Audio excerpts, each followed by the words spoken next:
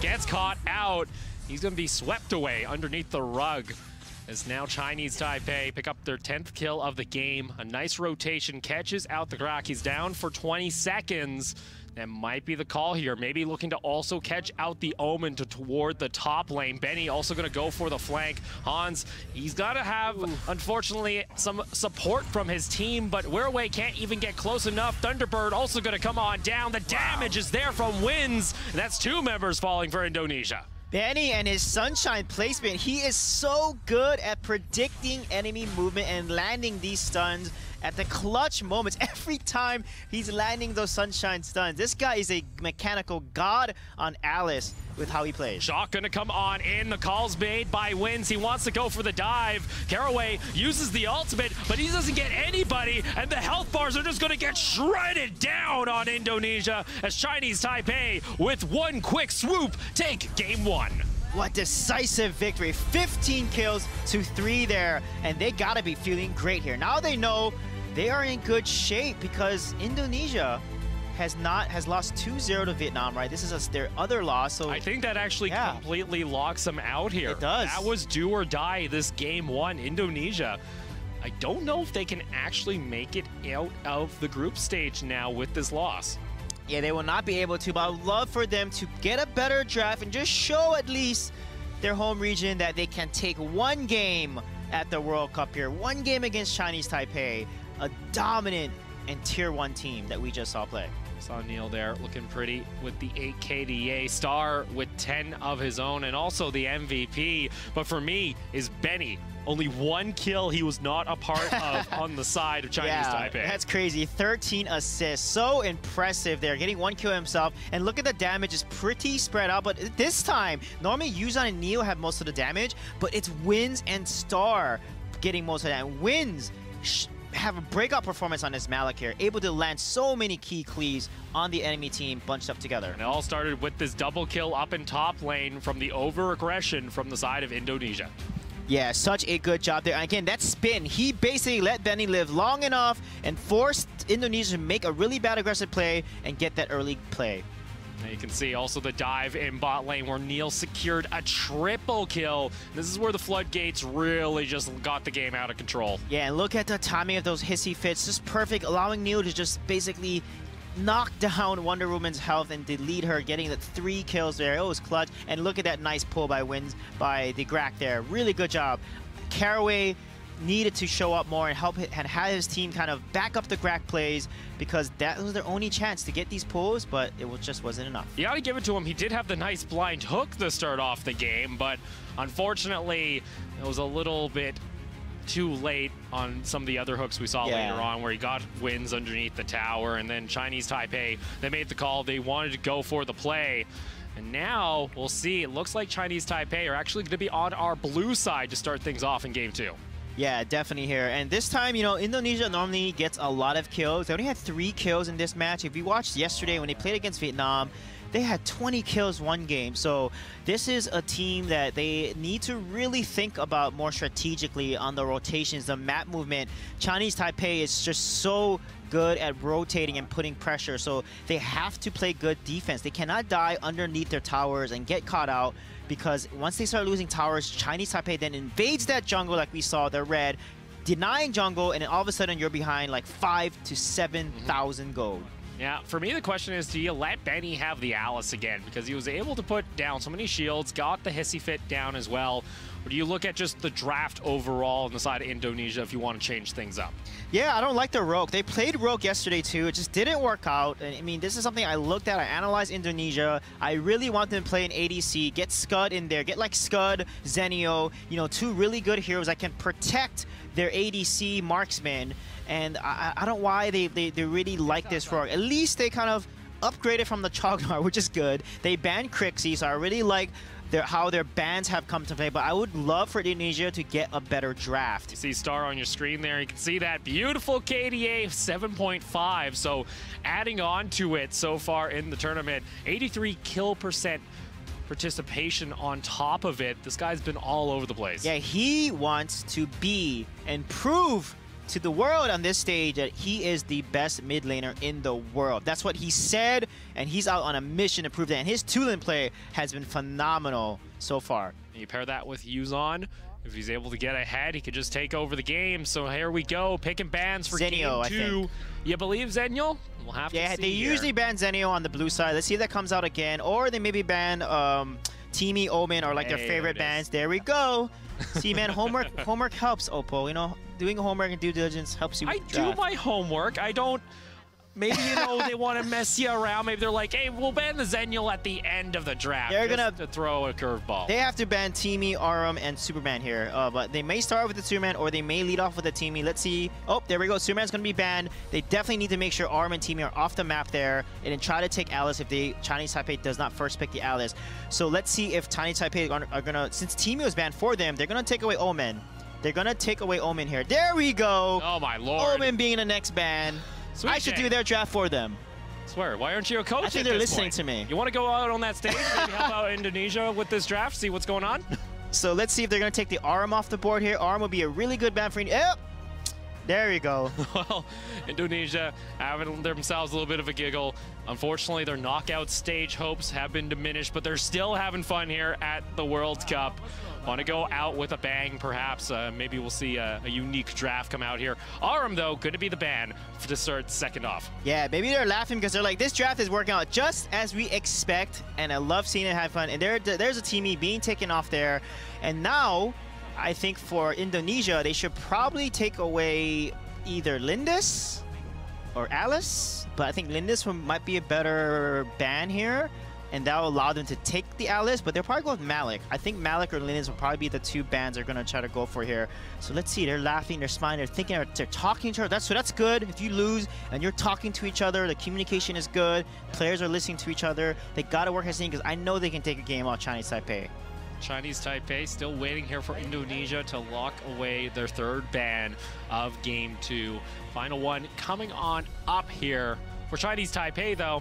All right, so they Ari going to be locked away by Ari, Indonesia. Wow. They're target banning the Yuzon there, and then because Malik wasn't banned, hey, Chinese Taipei is like, I'm going to take the Malik. So Indonesia definitely needs to take the Alice here. Maybe even Alice and Slims, but I think Alice is going to be a really, really solid pick for them. And do not give Chinese Taipei that Malik-Alice combo again. There is the possibility, instead, looking at this Lindis, like you mentioned, there is also the possibility of the Crixie. Oh, Scud, yes. And Scud, I like Scud. possibly too, so I that's like going to get locked in. And you know why? I like that, because with Scud being picked up, Lindis being picked up, that's a super strong side laner, super strong jungler. If they pick Alice, you get Grak. So if Chinese Taipei pick Malik Alice, you can just pick Grak into that. So I really like the draft so far that Indonesia has set up for themselves. And maybe that's why they're smiling. They're like, you know, we got this. Come on, guys. I like the marksman. Chinese Taipei, they were hovering that Grak there for a sec. They're like, we could just take them if you want to try this they're going to take the Grak, because they're like, if you want to play Alice, you know what? We got Grak. So with Grak being picked up, Thane is really solid into both. He's actually good into Crixie too.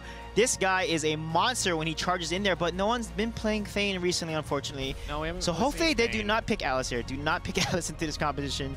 They're thinking about it, maybe. But Flash will be good. Flash will be really, really good. I would like to see Ahmed on a Flash, actually. Yeah, I would love. But they might go for Tulin, because he really likes playing Tulin. He had a really high KDA playing lots of Tulin. So Ahmed might go for a Tulin pick here. But let's see if they're going to pick the Flash and go ahead and have a good... Oh, yep. Alice. It's going to get locked. Okay. Alice Chog. Okay. Okay, so I do like Chog, even though he has a low win rate. Alice and Chognar are really good together, because when Alice uses Hissy Fit, Chognar does much more damage. He can start stacking his second ability onto them. So let's see how they're going to execute this. Look at this from Chinese Taipei. Looking at the Slims and possibly the Kilgroth for Yuzon over in that side lane, perhaps. I doubt that's going to get locked in. The Max also a possibility to see what Chinese Taipei want to lock away. Yeah, they can do a Rogue side lane, honestly. They can do Rogue side lane. They can do Tulin side lane. It would work as well, because you have Alice. You know, you can go double Mage with Chognar, or double Magic. Or you can even go with Lubu side lane. But I think another potential option, they could go with Arjuin if they really want to. Arjuin may be a good side laner as well.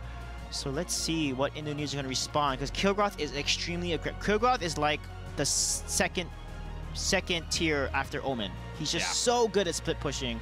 So let's see if they're going to go for Lubu here, or they're going to go for Arjun, Tara. They have a few good picks. Well, Slims and Kilgroth are locked in by Chinese Taipei to finish off their draft. Indonesia, we want to see what they want to try to counter back here, possibly looking at their last game of the World Cup. Maybe want to try and get one more, get that pride there. Try and take down Chinese Taipei overall in a series, even though they dropped the first game. Still pressure there. Chinese Taipei, they're smiling They're there thinking, too. They're thinking they're here. Feeling. They're like, They're thinking. He's even giving. He's high. You can't even see. Yujan's like, peace out, Indonesia. You're about to leave. And the stage. Neo is picking his nose. We're gonna. We won't mention that. Oh, there we Flash! Go. Yes. Cool. All right. There we go. Awesome. So it'll be a Chognar side lane, Flash. So that's a really good combo. Alice Hissy Fit, Chognar and Flash going in there, doing that extra magic damage with the magic defenses being decreased.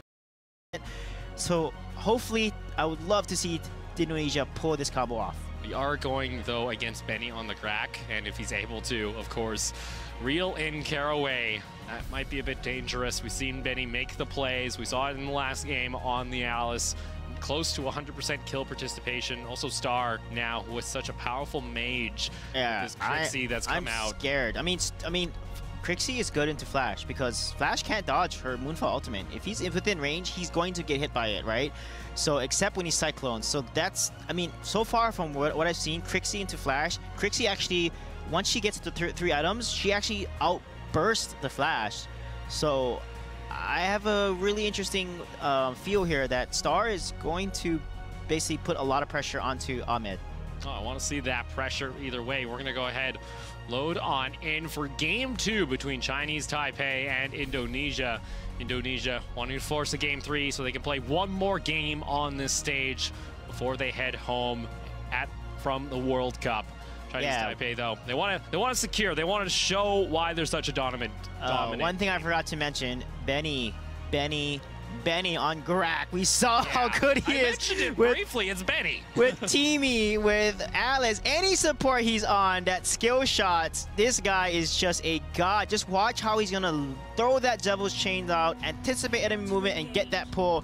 Because Benny, this guy, he's just a monster in terms of sheer mechanical raw talent. Well, let's go Indonesia. The hook's gonna land onto Ahmed, and that's a way to start things off. Hans gonna go through the rest of the team. Chinese Taipei walking a little bit away with some low health bars. That was straight down mid lane into each other. Okay, I don't know why Indonesia back up. It's 5 versus 4. Indonesia, go in there. You can take this. They backed off. They had 5 versus 4 against Taipei. They could have invaded. Taipei was 3 members were so low, they could have just taken the jungle and invaded, and Taipei could not do anything. Taipei probably would have traded instead. So interesting by Indonesia there. Well, you even have Yuzon coming on over for the invade, going to steal away the Might Golem. Hans wants to try and take that back himself, but it's going to be forced to back off. So already Yuzon getting himself some nice solo gold from that Might Golem, stealing it away from the Lindis. Yeah, the key thing there that that Scud needs to do here, if he sees Kilgroth activate Enraged Spear, he has extra attack speed, Scud can just back off and run away, and he can re-engage.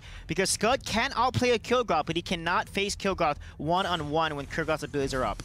Well, you see already the pressure coming out from Indonesia toward the top side of the map. Want to try and shut down Yuzon early, perhaps. Try and slow him down on this Kilgroth, but not going to be able to find it. Y-Force also coming into the mid lane against Star, looking to just hold the wave, while Ahmed actually went all the way back to base because he got chunked out so low.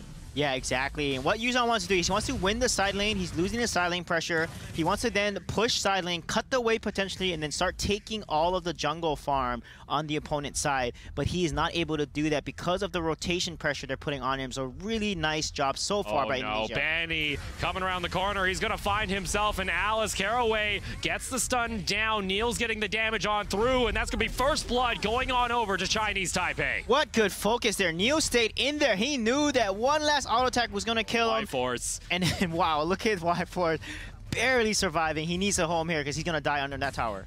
We got wins in them still threatening. He doesn't finish his recall back to the base.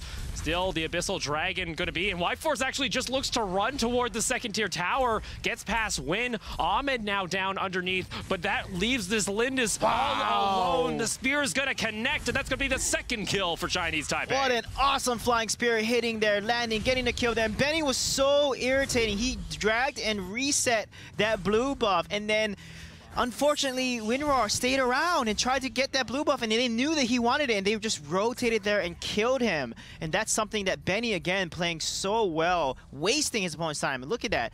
Lands a flying spear, misses the pull, but she is stunned long enough for that kill. Yeah, that's a Lindis early on. Doesn't have that much survivability, unfortunately. If you get hit by one of those max range flying spears, it's going to hurt. Star also bringing down some of the pain of his own with that Moonfall. Going to look to try and catch out Caraway on that Alice and force him back to base. Scud still gonna come on over there in the hands of Hans, as Yuson still having a little bit of trouble here. Yeah, one thing we talked about the gold per minute for both teams. Chinese Taipei is hovering around that 650 to 680 mark as a team. Indonesia hovering around the 500. They're like about 100, 150 gold less per minute than the tier 1 teams. And this is why, look, they're behind in gold. 2K already at 3 minutes and 45 seconds. They have to keep farming, have to keep trading. They want to go for this Abyssal Dragon. Ahmed already used his recall actually to get out of harm's way. Y-Force goes all the way back through the team. Abyssal Dragon getting down low. Star gets down the damage, but the Cyclone comes out from Ahmed. Able to trade back 1 kill. Hissy Fit also toward the side, but now the World Devourer gonna come on out. Caraway will pick up the kill onto Star. Neil lands the flying spear. Double kill coming out from the Slims, and that's a Lindis running for the hills. Man. Triple kill for Neil. Benny misses the hook, but still 5-1 in the kills. Chinese Taipei 2,000 gold ahead. Yeah, that was such a good play. Star activated his ultimate, then he gets killed, and in Flash, he had his Cyclone, but look at that flying spear. It lands perfectly, anticipating the movement there. Both these teams are playing so well. Ahmed, he had such a good Cyclone ultimate. I thought they had that fight until Chinese Taipei just basically were able to turn it around. Well, Star was able to get in there with the Moonfall. Yeah, that was was a decent chunk of damage before he was taken out by Caraway, so that was a big part of it. And Caraway, speaking of, he gets caught out by Benny, and the Moonfall also coming on down. Star will pick up the kill. Oh no, Caraway, you can't do that. You can't be checking that bush. You don't need the river control in that area, so don't be going in the area, and that's something that nice play by Benny there, and that's something's got to be careful. Can't get caught out. Hey, Benny's coming up here toward the top lane. A nice juke coming out from Hans as he's able to dash away. Star also made his way up, trying to land some poke. You see Chinese Taipei looking to try and punish the top side of the map after already taking the bot lane tower. Yeah. I mean, look at that. Constantly farming. Look how efficient it is. Neo is just constantly feeding, farming. I mean, sorry, farming. I don't think he's feeding. He hasn't given any gold. No. It's Hissy Fit to try and clear out the minion wave in mid lane. Star has to deal with Ahmed. Still the push is here. Y-Force also over toward the side. Wants to try and get the knockup. Actually, Star was underneath the tower. And will get punished by Y-Force. A rare mistake from Star. Benny brings in the World Devourer. Neil gets down the stun. Caraway now has to be careful as he's forced to back off, back and forth, but Star makes a mistake and gets punished for it. Yeah, definitely got punished for it, and really good so far by Indonesia. They're fighting back, they're getting kills now. This is exactly what we want to see from them. Wynn's coming from behind here. He wants to try and add in onto this play as Hans gets caught out toward the side. Caraway also there for the support. This is a Malik that's pretty tanky himself, but that Lindis can do so much damage. The ultimate gets interrupted. And they pick up another kill. Caraway, what a nice hissy fit. They're canceling the shock ultimate so you can let your teammates finish off that kill. That's 6-3. This is the Indonesia we want to see. They're fighting back, making sure they get the kill. Look at that. He ultimates and the silence comes out and just cancels it. Really nice job by Caraway. Yeah, Wins can't get out of harm's way. But still, for Chinese Taipei, they do sit at about a 4,000 gold lead as they now take down the third tower of the game. All the outer turrets taken away from Indonesia. That really frees up this map for Chinese Taipei if they want to go for this Abyssal Dragon or, you know, in a couple minutes, possibly the Dark Slayer. Benny brings back Ahmed. Unfortunately, you know, he doesn't have that much damage. It was a game of jukes back and forth, but Benny won that and definitely anticipated his movement there. But one big thing I want to point out is the wave control. They cannot let these waves keep crashing in because Neil is just hitting the tower like it's a pancake and taking it so fast. They cannot let Slims push the lane like this. They have to counter and control the wave so that they don't allow Chinese Taipei to keep getting these objectives. Oh, Ahmed, he gets hit by the flying spear, and that's going to be enough to help Benny secure the kill. Minions in bot lane starting to force up. There's 2 members of Indonesia right now trying to push top side. This opens up the game here for Chinese Taipei on the bot half. Yeah, they lost the tower, lost the kills. A better trade, but look at that. Wow, Chognar uses the base and basically blocked all that TC and was not pulled.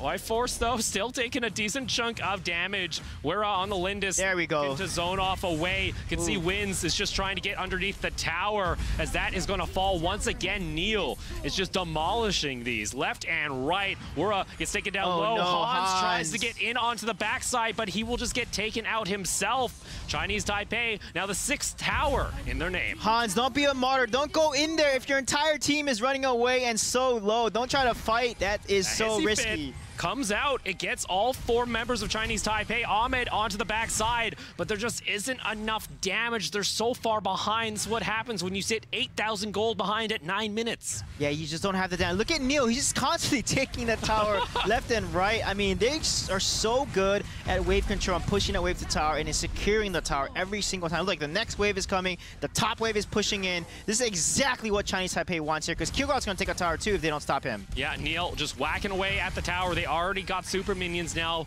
forming in the mid lane, and this is now going to start down the timer onto Indonesia's demise because Chinese Taipei can now look to control the top side of the map, go around this Darkslayer, try and bait in Indonesia for a fight, or just take the Darkslayer itself. Yeah, Indonesia can't really contest. They're 10k gold behind almost, and this is really tough. And wow, nice Chognar there. Blocks the flying spear, but he's getting too low. Oh my goodness, though! The World Devourer is just going to eat Indonesia for breakfast because, my lord, that was disgusting by Benny. Yeah, that World Devourer just changed the landscape of that fight immediately. Hans was not there. Chognar, he went in, took out so much damage, but his team was not with there. He blocked all of the CC, but it just wasn't enough. Oh, Hans, he's trying his darnest, but unfortunately, Star will send him to oblivion. And with that, Chinese Taipei are going to go ahead and take the series 2-0. Man, Benny, what a play there with that World Devourer. I was so impressed. That was insane. That's why you don't want to bunch up, even though Y-Force went in, he took so much damage, and he started running away, and his team's like, oh no, we got to go in there and save him. And then the Grak with Benny's just like, get in my belly, lands a huge ultimate, and they are done. You're enjoying that. You're enjoying that reference for the Grak. I love a good Grak ultimate. It's hilarious. They just get CC and are constantly getting stunned. You see it's great. There, Chinese Taipei feeling good so far. They now move on into the knockout stage as the first seed out of Group B. Vietnam will join them tomorrow. We'll see who they get paired up with later on today's show. But you see, Indonesia still grateful. Lots of sportsmanship there. Going ahead, shaking hands, coming on over to Chinese Taipei. Yeah, but they did make it this far. They have a lot to learn and go back. But congratulations, though. I mean, think about it. They are representing their region in this World Cup. Benny. And Benny, this guy, 12 assists. 100% kill participation. Yeah. He only missed out on 1 kill the entire series. Yeah, and he played really irritating, too. He was like, basically taking the blue buff, pulling it out, and basically wasting Winrar's time, allowing them to then rotate in there, kill her, and then take the jungle as well. Really, really solid plays by Benny. Yeah, Benny's going to be pretty happy. So is the rest of Chinese Taipei as they move on out. Indonesia, you know, Ahmed, it was kind of cool to at least see his flash come out here during the group stage. You know, he's been playing a lot of Liliana, and he made some good plays, had a good Cyclone or two, but, you know, they're at least smiling, they're at least waving during the course of this series. But Chinese Taipei, we're going to take them down. Yeah, look at this. Yeah, look at Neo. One more hit. Jumps back in the time. Ahmed is not able to get enough damage on him. They constantly win these trades. A 4-man rotate, 3-man rotate, invade. They're always at 3-4-man rotation. They're getting all these kills under tower, in jungle, denying jungle, and all of a sudden you're behind almost 10k gold lead at 10 minutes. And look at the flying spears. He landed so many clutch flying spears that made all the fights. Oh, and it was this from Benny, the disgusting flicker ultimate coming out on the Grak. Yeah, that was insane. Alice was not even able to really utilize her hissy fit, and that's the win condition for Alice there. And that was GG, and that one decisive play. Chinese Taipei go on 2-0. They're going to be feeling pretty excited about their chances after putting on a strong display during the group stage. And take a quick look at our post-game breakdown. 10 minutes and 16 seconds. That was a quick one from Chinese Taipei. Yeah, but just look at Chinese Taipei. Almost every minute, pretty much, they were taking a tower. I mean, that's just how fast they were rotating. All the waves were pushing constant pressure in all three waves. Yuzhan putting top pressure, and then the rest of the team 4-1 rotation, putting bottom pressure, taking Abyssal Dragon, denying jungle, taking mid tower, rinse and repeat. And Indonesia just did not have an answer to that. Well, Chinese Taipei are going to move on into our knockout stage. Let's take a quick talk with one of the players from the victorious team. Thanks very much, guys. Yeah, I'm here with Star from Chinese Taipei, our new quarterfinalist and top of Group B. That's confirmed now that Chinese Taipei will go through as the #1 team out of Group B, and then Vietnam will be going out of the group as well, and we're going to say goodbye to Indonesia after that. Star, pretty easy win for you guys, 10 minutes alone on the second map. He must be very pleased that was quite a simple win. 你有没有觉得你们刚刚赢了印尼是很轻松的一个比赛？有没有什么样的感想？我觉得我们刚刚赢印尼是还蛮轻松的，对。但是我们对接下来的比赛才是正要开始。He thinks it was actually an easy, relatively easy win, and that he thinks that the main challenge for them is the matches upcoming. Yeah. I think that's fair enough. Here in this group stage, we expect a few upsets, but we also know that, you know, with the seeding in the groups, some of the teams have got an easier run than others. So we haven't seen the best of Chinese Taipei yet then. Can you ask him how far he really thinks they can go as a team through this whole tournament? 你觉得你们可以得到什么样的名次？一定是第一名，一定是世界冠军。They're aiming for the world championship. Yeah, Star. So you should be. Who do you think is your biggest opposition of the teams who are left? 你觉得对你们来说最强劲的对手会是谁？我觉得还是韩国队 OP。He thinks it's the Korean team. The Korean team? Why? Ask him why for me. 因为我们对双方的打法都比较熟悉，对。Because the two teams are familiar with each other, so he thinks it's going to be difficult for them to handle the Korean team. All right. Well, that is an exciting matchup. Who knows? We might get that in the semi-final stages or even underground final. Congratulations, Star and Chinese Taipei, who are through at the top of Group B, as I mentioned. So we will be having our draw later on at the end of today. That's when we're going to find out who are going to be playing who in the quarterfinals tomorrow, and the day after it will be the top of each group will play somebody who was a runner-up of another group. So Taipei and Vietnam won't be facing each other in the quarterfinal stages, and Chinese Taipei won't face Korea. As you mentioned, Star there saying that he thinks Korea could be their biggest challenge. They won't face each other in the quarterfinals, as Korea are going to be confirmed as the top of Group C, so they can't play each other in the quarterfinals. But semis, yeah, that could happen. Let's sort out the rest of Group C. We're going next for Chinese Taipei wildcard against Europe. As I mentioned, Korea are already confirmed. 2 wins out of 2 means they're the top of Group C. Chinese Taipei wildcard against Europe to see who makes it out of that group as well. It's a bit of a one-sided game. Europe are here having fun. They had their little banner on stage, having a bit of a laugh with that. What have they got against Chinese Taipei wildcard? And can that fan-picked team sweep Europe aside? Well, don't go anywhere. The Arena of Valor World Cup Group C final decider match there is coming up next.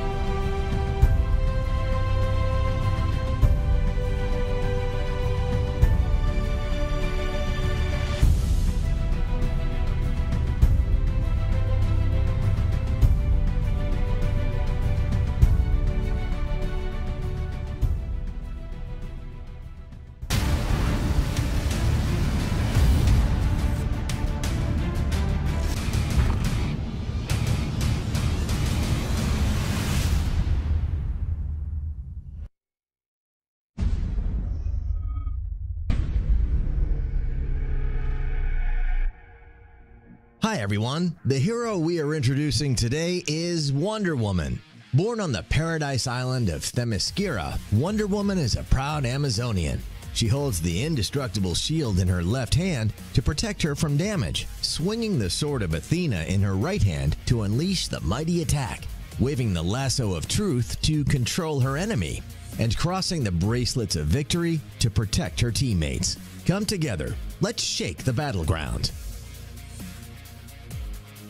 Passive Amazon Shield. After 2 normal attacks, Wonder Woman's next normal attack will throw her shield, dealing an additional true damage to all enemies in its path and slowing their movement speed by 1% for 0.5 seconds. If the shield hits an enemy, Wonder Woman will recover HP. If the shield hits an enemy hero, the HP recovered is tripled. Wonder Woman can also trigger the passive by stomping the ground 3 times.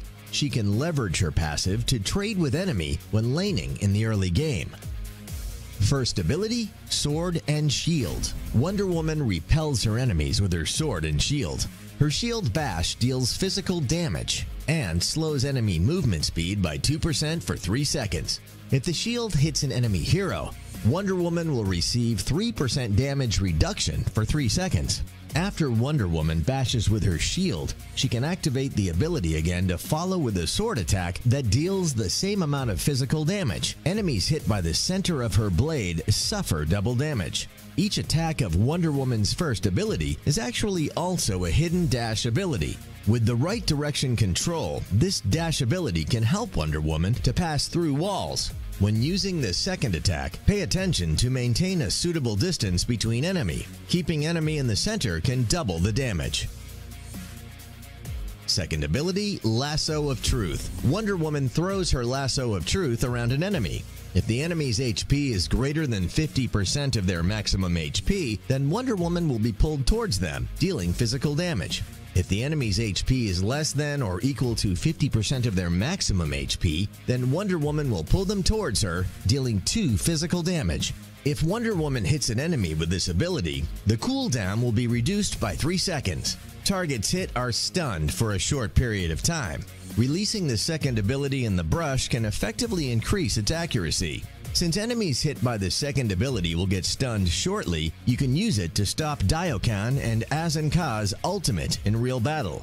Ultimate, Bracelets of Submission. Wonder Woman builds up her energy and then slams her bracelets together, unleashing an energy wave that deals physical damage to enemies in front of her and stunning them for 1 second. Wonder Woman and allies behind her receive shields that absorb 2 damage for 3 seconds. Wonder Woman and allies behind her receive shields that absorb damage for 3 seconds. Wonder Woman also increases her movement speed by 80% for 1 second. While she's building energy, Wonder Woman will receive high amounts of damage reduction. Only teammates behind Wonder Woman will receive the shield, so try to keep Wonder Woman in the front line before unleashing her ultimate. By the way, don't release the ultimate in a rush. While building up her energy, Wonder Woman can leverage this moment to absorb tons of damage, so it will be a wise action to first attract enemies' fire and then release the ultimate.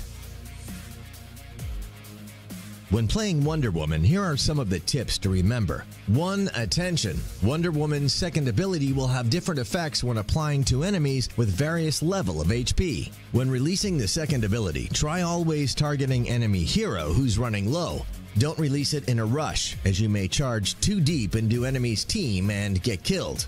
2. Wonder Woman's second ability can be used to boost her mobility, whether you need to pass through a wall, escape from, or rushing to a battle. You can simply release the second ability onto any monster or minion along Wonder Woman's path, and it doesn't matter if there is a wall in between. 3. Combo can help Wonder Woman to achieve continuous control of her enemy. The common method is first using the second ability to pull enemy over or charging towards enemy, slow enemy down using the first ability, and then use normal attack to deal damage. When enemy is a savior, destined to carry the weight of worlds.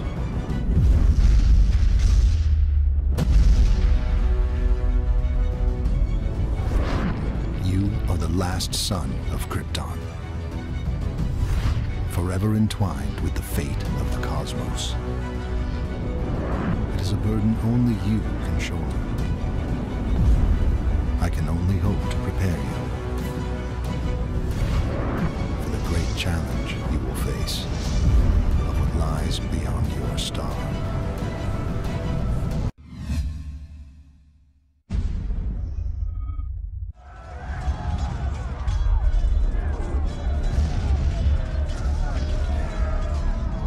I fight for the greater good. Yeah, rev that engine! Always forward, never back.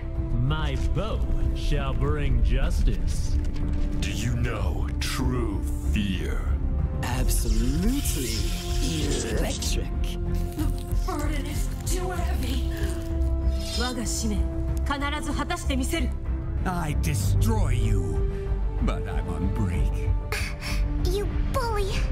So mean. I have many ways to make you talk. ข้าจะแสดงพลังแม่ไม้มวยไทยให้โลกประจักษ์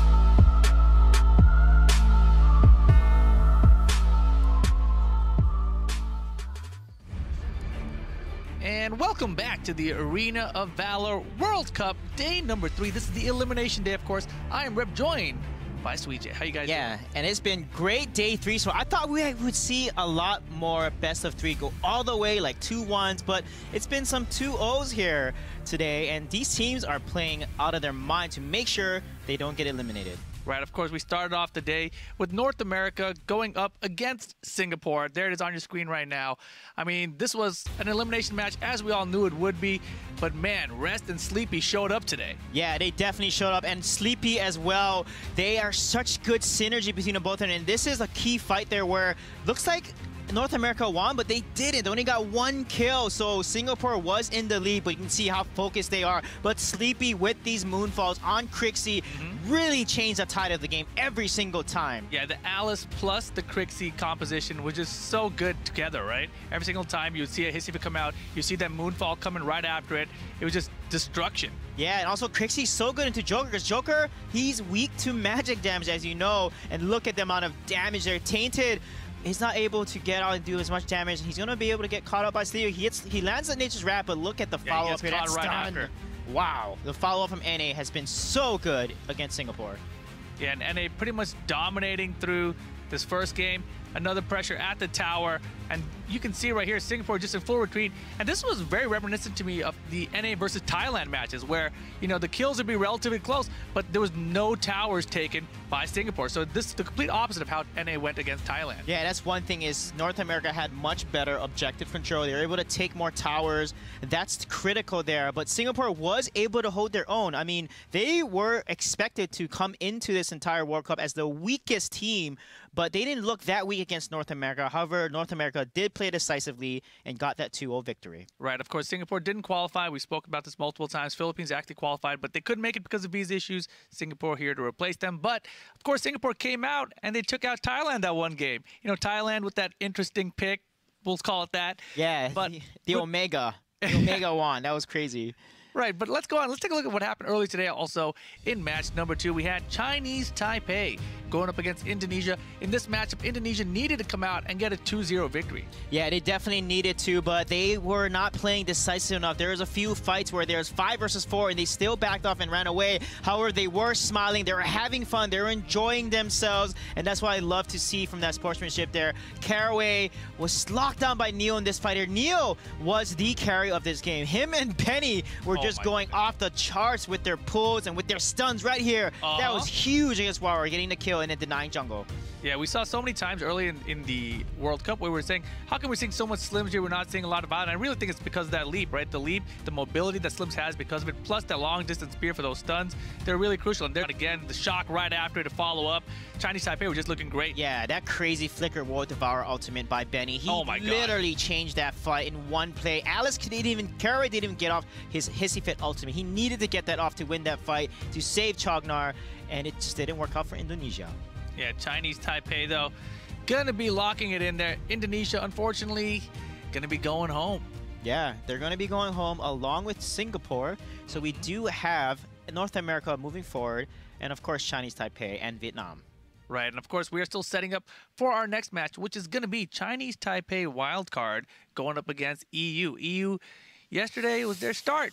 Yeah, it was. They weren't looking as good with, you know, Arena Violet, their jungler moving to the coaching position, right? And the Shirko in mid, and then Simjo in jungle, and Memorize in the support position. I think they need to work out a few kinks there. I would like to see them not play Grak, right? Memorize. Love for you to play either the Alice or something else different, because Grak is key with his Devil's Chains, and those have to land. Right, we'll see what happens. So we're going to take a short break, and when we come back, Chinese Taipei wildcard versus EU.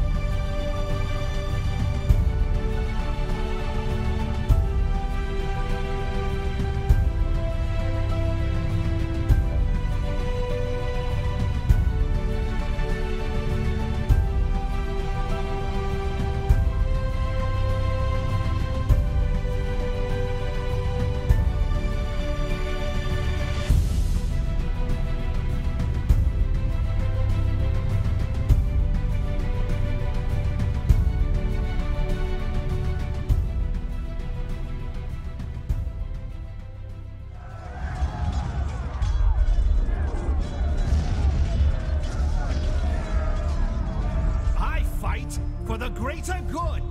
Yeah! Rev that engine! Always forward, never back! My bow shall bring justice. Do you know true fear? Absolutely electric. The burden is too heavy.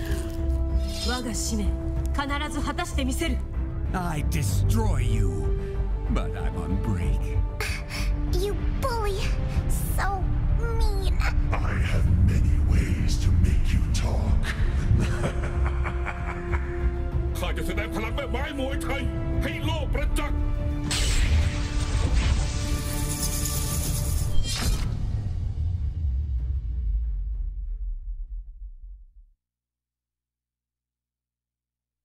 ผมไม่คิดจะกลับมาต่อสู้อีกเลย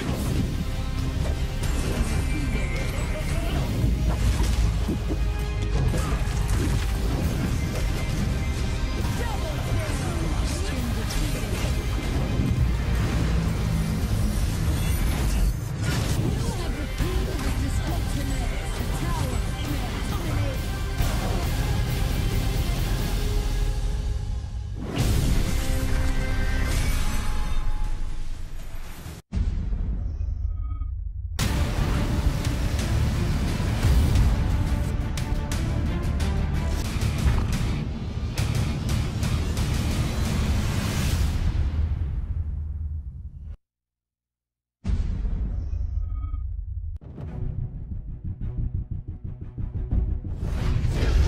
Forgive me, my son, for I will not be there when you awake. When you take your first steps, when you realize your limitless potential, who will you become? A champion? A savior? Destined to carry the weight of worlds.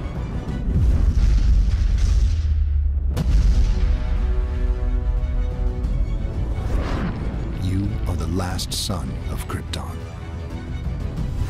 forever entwined with the fate of the cosmos. It is a burden only you can shoulder. I can only hope to prepare you for the great challenge you will face of what lies beyond your star.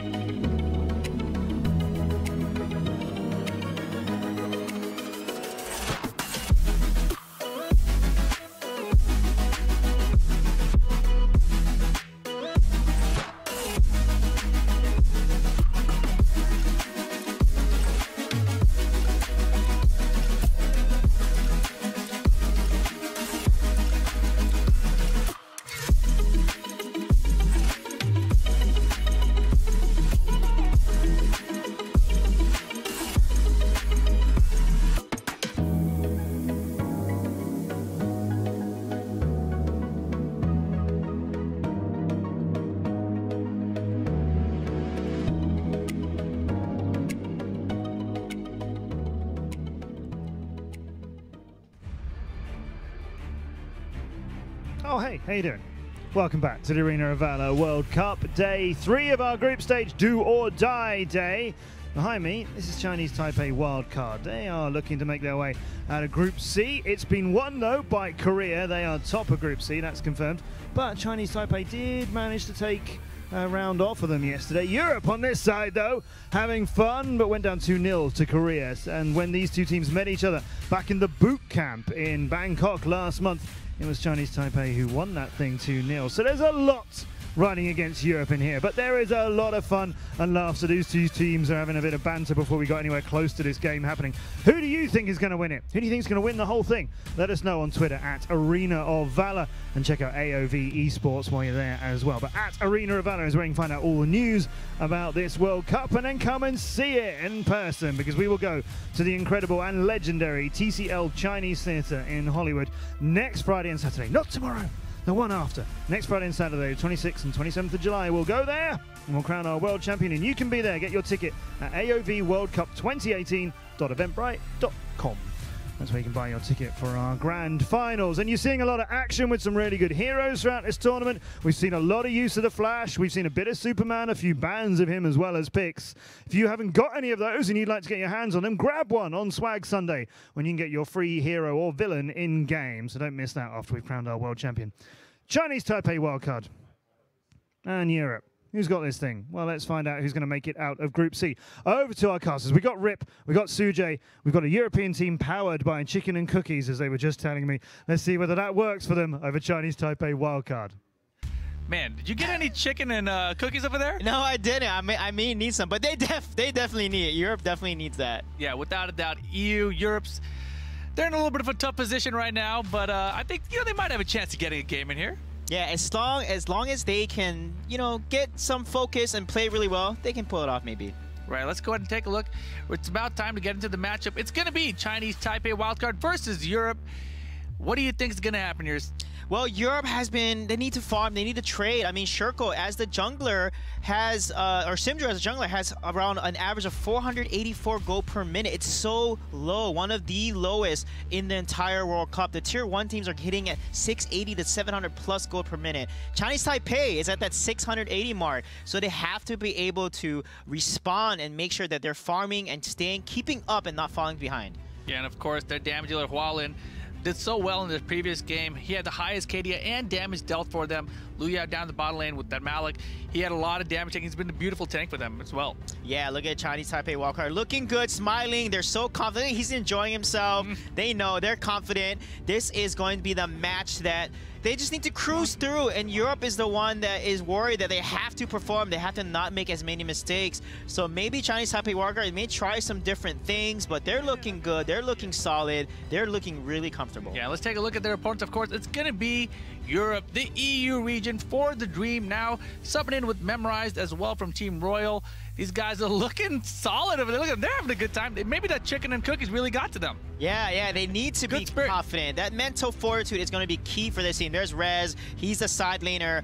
Of course, the player that I'm going to look at is definitely Memorized on that support. He had a lot of deaths. Actually, his gold per minute is the lowest in the entire World Cup at 294, an average gold per minute. So he's got to stop, you know, putting himself in a bad position, getting killed, and making sure they're helping his team rotate and take jungle, trade jungle, so they do not lose the farm game. I think that's critical here. Europe just cannot lose the farm game because every time they get choked out and they just suffocate and just can't fight back. Right, and of course, these guys are going to be doing battle here today, but one of them going to be eliminated. Let's see what these teams had to say going into this matchup.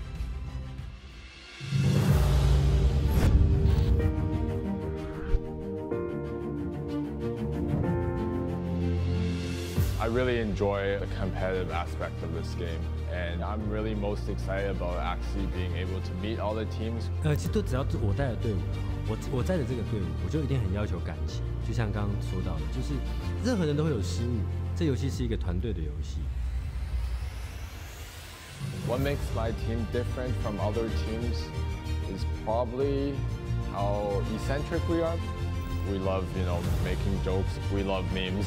We love strange humor. 团练的时候，就是有人如果不小心死掉，就会叭，你白痴啊！你在干嘛？然后开始就是互骂，和谐的一个表现。团结一致，我们很好笑。I think at these events, you need to have fun, and we try to have fun as much as possible.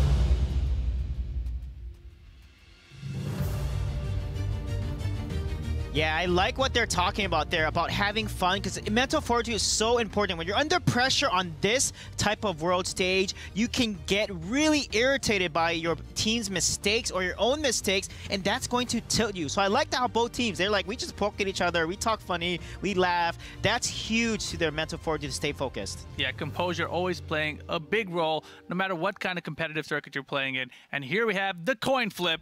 What side is going to win? It looks like EU actually won the coin flip. Luck maybe on their side today. Yeah, let's see who is going to get the blue side and who will be on the red side here. The bans and picks are going to be so important, especially for EU. So they're going to go with the first pick, taking blue side first. So that means that hopefully they use their ban drafts in a smart way so they can either get potentially Arum or Teamy first. I think those are very good drafts. So let's see how that's going to play out for them. Yeah, didn't get either of those heroes the last time they got to play, so it'll be interesting to see if that is how it works out. Yeah, I think the key is maybe they may want to ban Grak against Chinese Taipei wildcard. They've been known to potentially play it against them. We do know that Chinese Taipei wildcard really likes the Malik. They really do not like Zenio. They banned Zenio a lot. Even one game, actually, they had no ban, which is pretty funny. We saw that on day one. And they do like playing Kresh. They played Kresh twice and lost with Kresh in one game and won with Kresh. So, but the main thing I think is Crixie. Hua Lin on this Crixie was phenomenal and helped his team win against Korea in one game. So they gotta make sure that they don't give Hua Lin that Crixie, because I feel like he just goes off the charts. And also Ari is the other hero we need to watch out for. 11 on the side lane is the player to watch for Chinese Taipei wildcard. So EU Rez has to be able to outplay 11 and make sure he does not lose the lane to him. Yeah, interesting enough, yesterday when we did see EU, Rez was actually using Irie himself. So this is potentially a pick that is gaining more traction here at the World Cup. We saw it get banned actually in just the last matchup with Indonesia. Yeah, and we saw it in one of the games. They only got one kill. EU got one kill in that one game against Korea. And it was only Rez. Rez only got a kill on Scud. And again, they don't know how to trade or play from behind. They need to make sure they keep farming. Their gold per minute is so low as a team that's how they suffocate themselves. Is they have, when you're behind, your jungle's getting invaded, you have to trade, you have to keep farming, you have to make sure that your jungler, your mage is constantly farming so they can reach the mid to late game power spikes. And it looks like the first ban coming out from Europe side going to be the Teamy ban. Yeah, Teamy will be taking off Zenio. Again, like I said, they do not like Zenio. Zenio is one of their top bans there for sure. Superman will probably be banned by Chinese Taipei wildcard as well. Rez plays Superman really well, so hopefully Rez can get Superman. I think the next ban potentially could be like Omen is a good ban on blue side. Mina. Wow. Why Mina? That's so interesting. Because I know Chinese wildcard played Mina twice, so maybe that's why. But Mina isn't a worthy ban, I don't think. No, but it's something that NT has gone to a couple times. So it's definitely something they've looked at, something they've done their homework with, and decided on going with here. Yeah, maybe they scrimmed against Chinese Taipei hard. Maybe they saw the games against Korea when they used the Mina. They had a Mina, you know, Malik, Zenio, two-lane composition with Violet, and saw how well they could execute it. And they did win against Korea with a Mina, Kresh, and Ari and Crixie combo. So maybe they've done their homework. They're like, you know what, let's not just give a Mina because they're too good on it.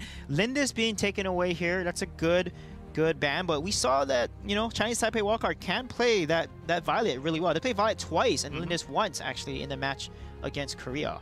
Yeah, but it's going to be interesting. I mean, what if Europe decides to take that Violet from them first?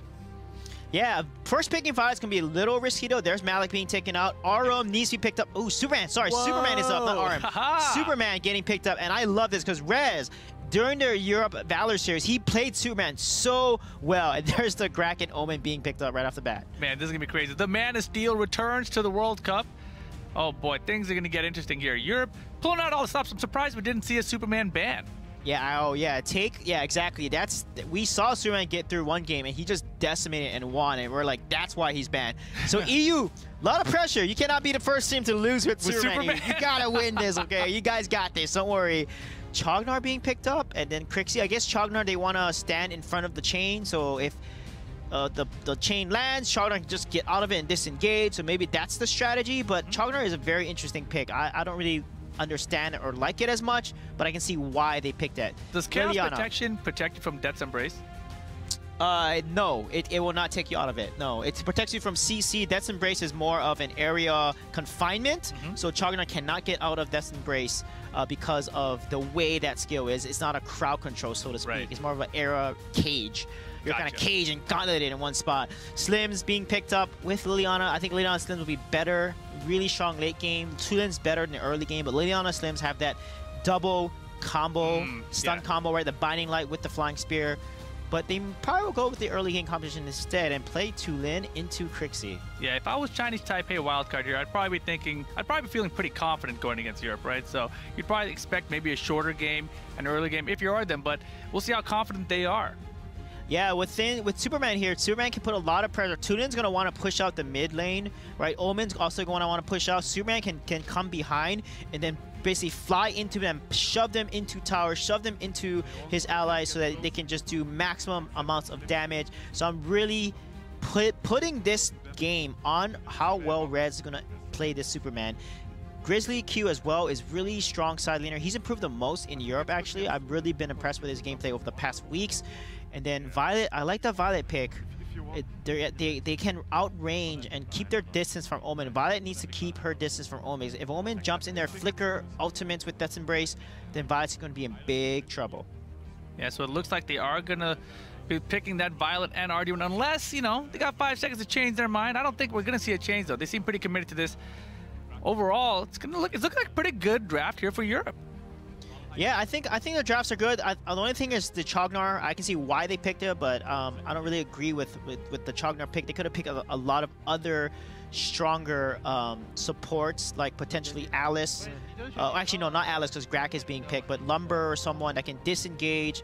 And everyone likes to pile on top Grak, so Lumber can actually just hit his ultimate and knock everyone out and CC them. Right. And Wonder Woman being picked up here, that's a lot of heavy engage. Tulin wants to go in, Omen wants to go in, Slims wants to stay from behind, Grak also wants to go in. So we're going to see how this is going to play out here. Yeah, so here we go. Just about ready. Man, that Superman pick, though, I still cannot believe. Again, it was not banned. As you saw, Rez now going to be picking up that Superman, as you were saying. Yeah, he knows how to play this Superman. The key is, if the team bunches up, Superman's gonna get maximum AoE damage. He can just get into flight mode and then just burst in with Man of Steel. He's gonna slam the ground and knock the enemies back. That's why he does so much AoE burst damage. He also builds really tanky. The more health he has, the more damage he does, because his damage scales with his health, 10% of his health actually, which makes him so good. Tanky, sounds like Superman. Mobile, right? How can, you know, tanky, mobile, that doesn't go together, and then high output damage. Like, that's crazy to have all three as part of your kit. So Rez, you gotta carry on this Man of Steel. Yeah, Europe has a chance here with that Man of Steel being let through the ban phase. And man, they maybe need some hand warmers over there. They're chilling. Yeah, they're gonna go ahead and shake hands here, both coaches. There's Anthony or Arena Violet. Very good jungler. Hopefully they got the draft that they wanted. They're talking about their strategy. I just want to make sure Europe does not lose that early game. I think that's gonna be huge. And Memorize on Chognar might be better here. Maybe he's a lot better on this Chognar. We'll see his positioning. Is he gonna get caught out? Is he gonna have the most deaths on his team? Hopefully not. Yeah, I mean, maybe he just had a bad day that first day. You know, people can have a bad day, just one day. So Memorize, a lot of people are gonna be looking at him here regardless, right? Yeah, definitely. A lot of people will be looking based on his performance.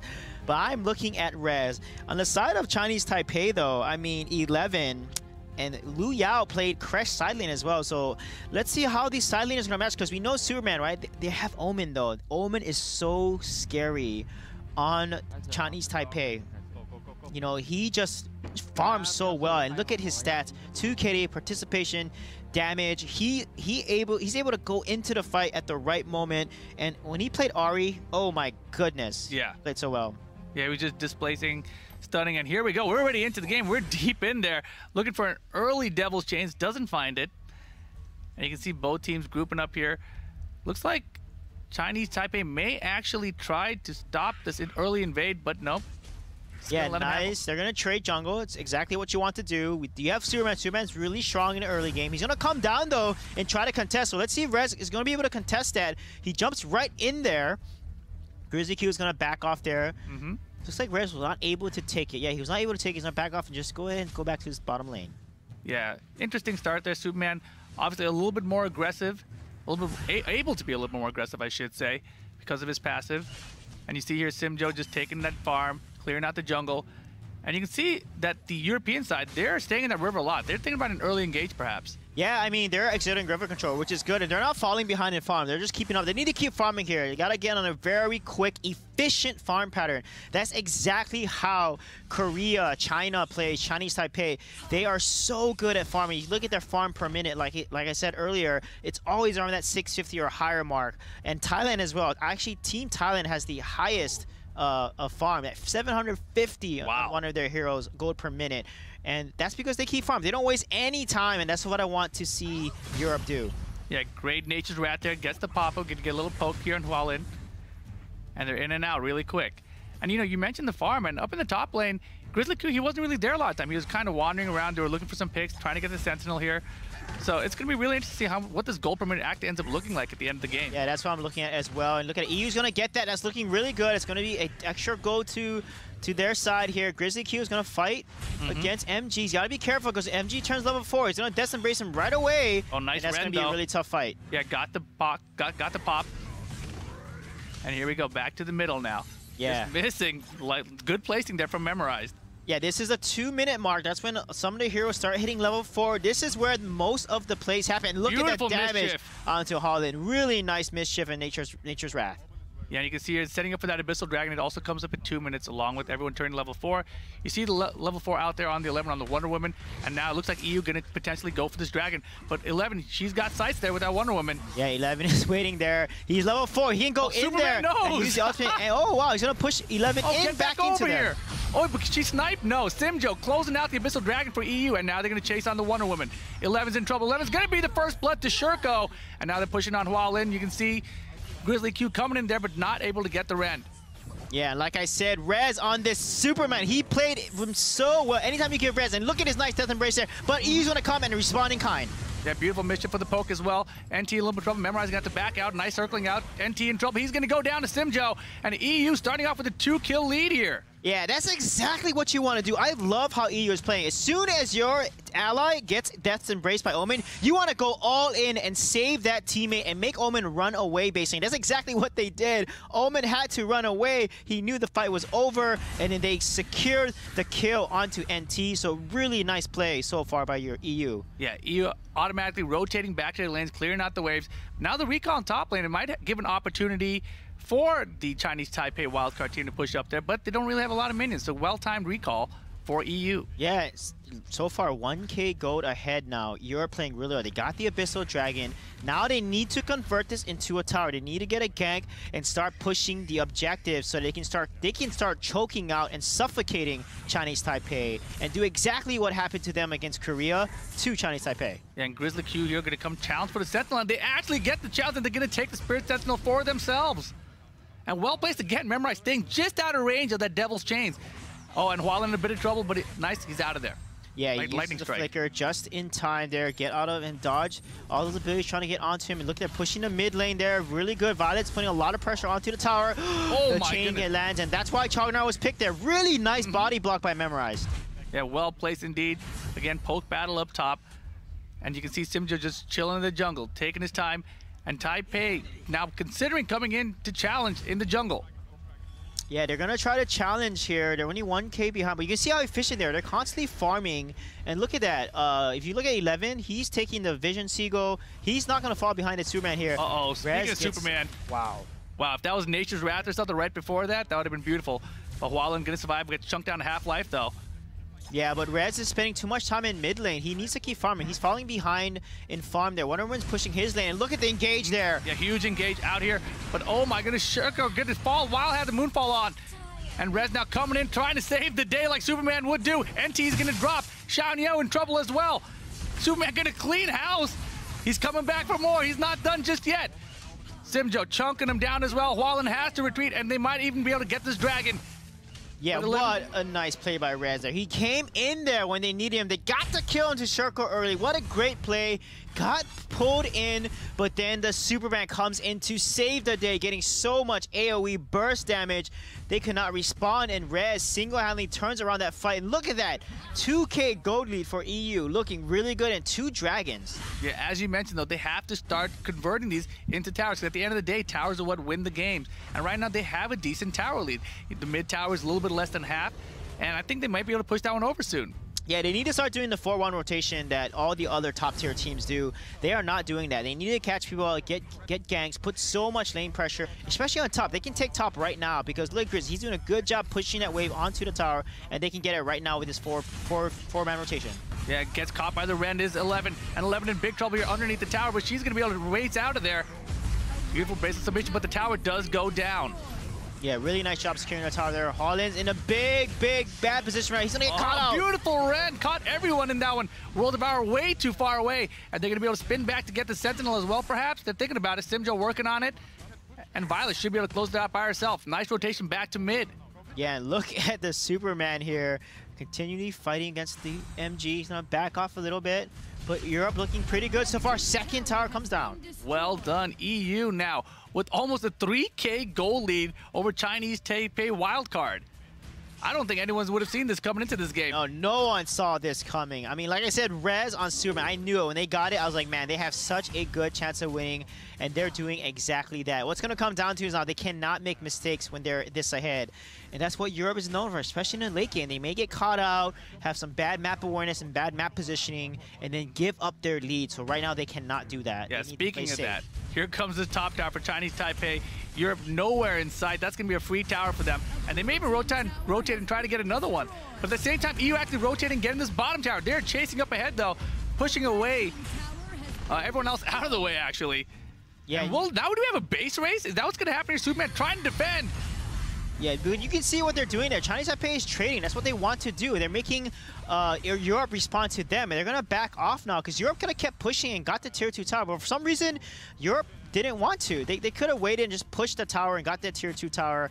And now they're kind of responding, reacting to Chinese Taipei instead of just playing their game. Yeah, he gets the Rand, gets the pop-up at the end. They want Hualin so bad, but they got to be careful. Chinese Taipei right above them. Memorize going to have to back out here. Oh, he got hooked! Beautiful hook, and now he's in trouble. Can he make it out, though? Oh. Not gonna happen. The Thunderbird comes through from Hualin. That was such an awesome Thunderbird. It does more damage the less health you had, because it does a percentage of missing health, and that was beautiful timing by Hualin there to secure that kill. And now EU is thinking about the dragon, but Chinese Taipei coming on down. Oh my gosh, we're gonna have another fight. Superman getting an MG, getting chunked down to just a pixel, and the Ren not gonna be enough damage, but there it is to close it out. Just barely. I thought he was gonna survive for a second. Moonfall coming down as well now. NT trying to body block for Hualin. Hualin backing out, and NT now is in trouble as well. Simjo chunking people. Can NT fall? Superman gonna get it done. Yeah, what a nice call. Grizzly Q got the call right onto Slims there, gets the kill on Slims, and Violet just dives into Slims with the tactical fire. But again, Superman doing so much work in that dragon fight. MG getting caught out, and then the dragon, Abyssal Dragon, assists him and lands the last hit that kills Omen. MG falls, and then they engage in the middle. And they're Europe looking so good. Yeah, and now they are going straight for that Slayer buff. Looks like Chinese Taipei is aware of it, though. They're coming to potentially challenge, but Chognar staying in the back line just to cause some disruption. Oh my goodness, they might actually get there in time. Chognar now. Chinese Taipei coming for the steal. Are they going to get it? Oh. No, Simjo closing it out. Another engage. Man, you're right. Res on the Superman is causing all sorts of problems. 11 trying to get out of there, but she is going to fall as well. Simjo getting so big here with this Violet. This is why Superman is always banned. You can see the work he's in. I saw Rez play Superman in the EU Valor series. He played it so well. I don't think he's lost with Superman, actually, once he gets it. So looking really solid for Europe. And Yeah, Chinese Taipei, they got to refocus here. You know, they're not falling that behind. It's 10 minutes, and they're, 5K gold behind, not 10. So they still have a way to make it back in the game. But look at their items. Tulin doesn't even have his third tier 3 items. Slims hasn't even finished his tier 3. Look at Violet. So fed. Superman, 6,000 gold. 3 tier 3 items. Look at that health. He has Gale's armor. It's going to give him so much health. This guy's going to do a lot of burst damage. Yeah, and you can see now they're working their way to this high ground tower. Their poke is going to be so good because of Violet, because of Crixie. And oh man, Superman going in. And the Moonfall coming out to chunk people on the tower. NT gonna fall. Superman going deep, knocking everyone away so they can clear out the high ground tower. Yeah, wow. Oh, look at that burst onto Xianyo. Wow. And look, they're still going. Hualin's going to fall. No, Hualin running for his life. And now 11 trying to survive with Wonder Woman, just a pixel of life, and they're gonna back out here. Superman gonna actually recall out of the base because MG with Omen is pushing all the way up to their core. Oh my god, they need to stop the pull. Oh, Superman's gonna come back in time though, but look at that MG split pushing across the map. I didn't even notice, I was so focused on the fight there that I didn't even notice the split pushing happening on the mini map. Wow, what a play by MG. He's gonna allow his team to survive a little longer. Yeah, EU now rotating up through the top half of the map. What a great play by that Omen. Yeah, that's how you distract. Omen is good at that distracting. He forced the team to recall because he could have literally ended the game. So really nice job by MG, just buying his team more time. But Chinese Taipei wildcard, they are still the team that's behind right now. So they need to make sure that they deal with Regis Engage here. They need to get a nice Grak pull and then turn it into an immediate 5 versus 4 so they can win some fights against Europe. Right, and you see EU now, they're rotating up to the top half. Beautiful spacing there by Memorized again. I mean, maybe all those hooks he missed yesterday were just to learn the range on him, because he has avoided almost every single one of them this game. Yeah, he's done a really good job anticipating. Look at that, Shirko making the calls here. They're all focused. They're going to take this tower. Nice push there, cutting away behind. Violet is safe. The Ko jumps in. Yeah, Grizzly Q got caught by the Devil's Chance, and he's going to have to back out now. Lost a lot of health there. But again, EU taking tower by tower. And you see Omen, he's wandering down in the bottom half of the map. Yeah, he is. He's pretty fed. So again, they can turn this around. They can use Omen to catch someone out with Death's Embrace. They gotta get on that. He's gotta get in that Violet. Cast Death's Embrace on her. She's stuck in that little ring of death, and then basically be able to kill her. And once they kill Simjo, then Chinese Taipei Walker can turn around these fights. Yeah, Simjo 3-0, Superman 3-0 for Rez. And now EU thinking about where they're going to go next. Are they going to go down the mid? They're thinking about it. A lot of Chinese Taipei wandering up on the top half of the map currently. Grizzly Q check for that Sentinel, or looking for people in the jungle. Yeah, they're behind about 6K gold now. Not too bad for 12 minutes, 13 minutes here. They can still have a comeback. It's just going to come down to the next fight. And I do like the EU is keeping the lane pressure on across everything. And they're clearing out the jungle, keeping that jungle control, and also keeping Chinese Taipei further behind in this game.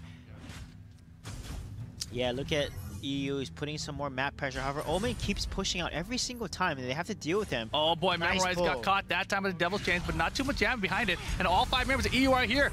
And NT may fall here. The high ground tower is going to go down. NT is going to go down as well. And Superman going to clean house here. Maybe Wonder Woman retreating. Just going to survive. She is a tanky hero. And now, will they rotate? Get the 3rd high ground tower. It looks like they're going to be able to here. And EU has all 3 high ground towers down now. I'm looking on the minimap. There's no Omen this time back there. We're okay. EU, though, looking fantastic, but they got to watch out. Yeah, nice engage by MG there. He gets onto Simjo, locks him down, and gets a kill on him. And look at that. That's Becking. Pulls back to Superman. Oh, but he charges up his flight and is able to get away. He secures the kill onto Haaland before he gets out. And look at the beautiful Cole ultimate comes out over the wall and gets out. And that's on like an 11-second cooldown, I think. So it's on a really fast cooldown. So Arden's ultimate actually goes off cooldown pretty quickly in the late game. Yeah, so a 2-for-2 trade here for EU. So much happening in this fight, but they were able to secure these high ground towers. That, of course, the most important thing that went down here. Yeah, look at MG. He's going to rush down there, get the Death's Embrace onto Simjo, and no escape. And that's exactly what they need to do. That's how Chinese Taipei Walker can win these fights, is get onto that Violet, dodge the Chognar, because Chognar can body block those Devil's Chains and all the abilities that they want to hit Violet with. So Memorize right now is playing pretty well with how he's body blocking. Right, and that Abyssal Dragon coming back up. But EU rotating, they're trying to push those waves up. They have all 3 high ground towers down now, so if they're able to keep this lane pressure up, it's going to be very hard for Chinese Taipei to make a comeback without getting a full ace. Yeah, definitely. They have 0. There's going to be so much wave pressure. Darkslayer is going to spawn in that 35-second mark here. That's going to allow, and once they get Darkslayer, it's GG. Chinese Taipei Walker have to contest the Darkslayer, otherwise the game is over. If they can contest Darkslayer, get a huge fight win, and ace, they can actually end the game themselves. Because the death timers at this point, at 15 minutes, it's going to be long enough for them to end the game on one side of the map. And Omen has vision on Superman down the bottom half of the map, so Chinese Taipei, they know that Superman is not with the rest of the team currently. Yeah, but he's flying up there straight ahead. He's coming, he's flying in. Be careful here. He's definitely flying in. He left Omen way back there. And now 5-on-4. Omen with the recall, he's gonna have to. And here we go, Grizzly Q going in. And they're chunking out the core, actually, and that will be game number 1 for EU. And look at that smile. Circle looked at its teammates. They're smiling. Where's a high five? No high five, but they're communicating. They're like, okay, guys, we got 1 more game to go. Thumbs up. We can do this. Europe showing up today on day 3 elimination. They're like, we're not going home just yet, Chinese Taipei wildcard. We're going to show you. Look at that. They're looking down. They're thinking, what just happened? 11, man. One of the best side laners in the World Cup.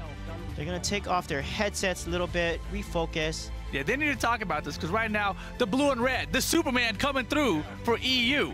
Yeah. And look at the stat card here. The Superman, res 4-0. Simjo, of course, putting in so much damage, 3-1 overall.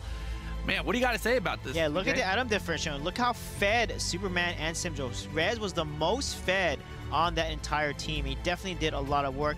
And then the participation, the teamwork, you can see a lot more of it on the EU side. So they rotated and worked together a lot better. I love seeing those 4-man rotations. They put so much pressure on top. Good job for EU there. Taking a game against Chinese Taipei Walker. Who would have thought they were able to do that? Yeah, I mean, this is really interesting, too. I mean, how does this break down when we look at... They're still chilling. I thought they were really stressed out, but it looks like Chinese Taipei Wildcard is feeling pretty good. Yeah, definitely. The thing is, if Europe, because they got 2-0'd by Korea, and then, you know, Korea was able to take down Chinese Taipei 2-1.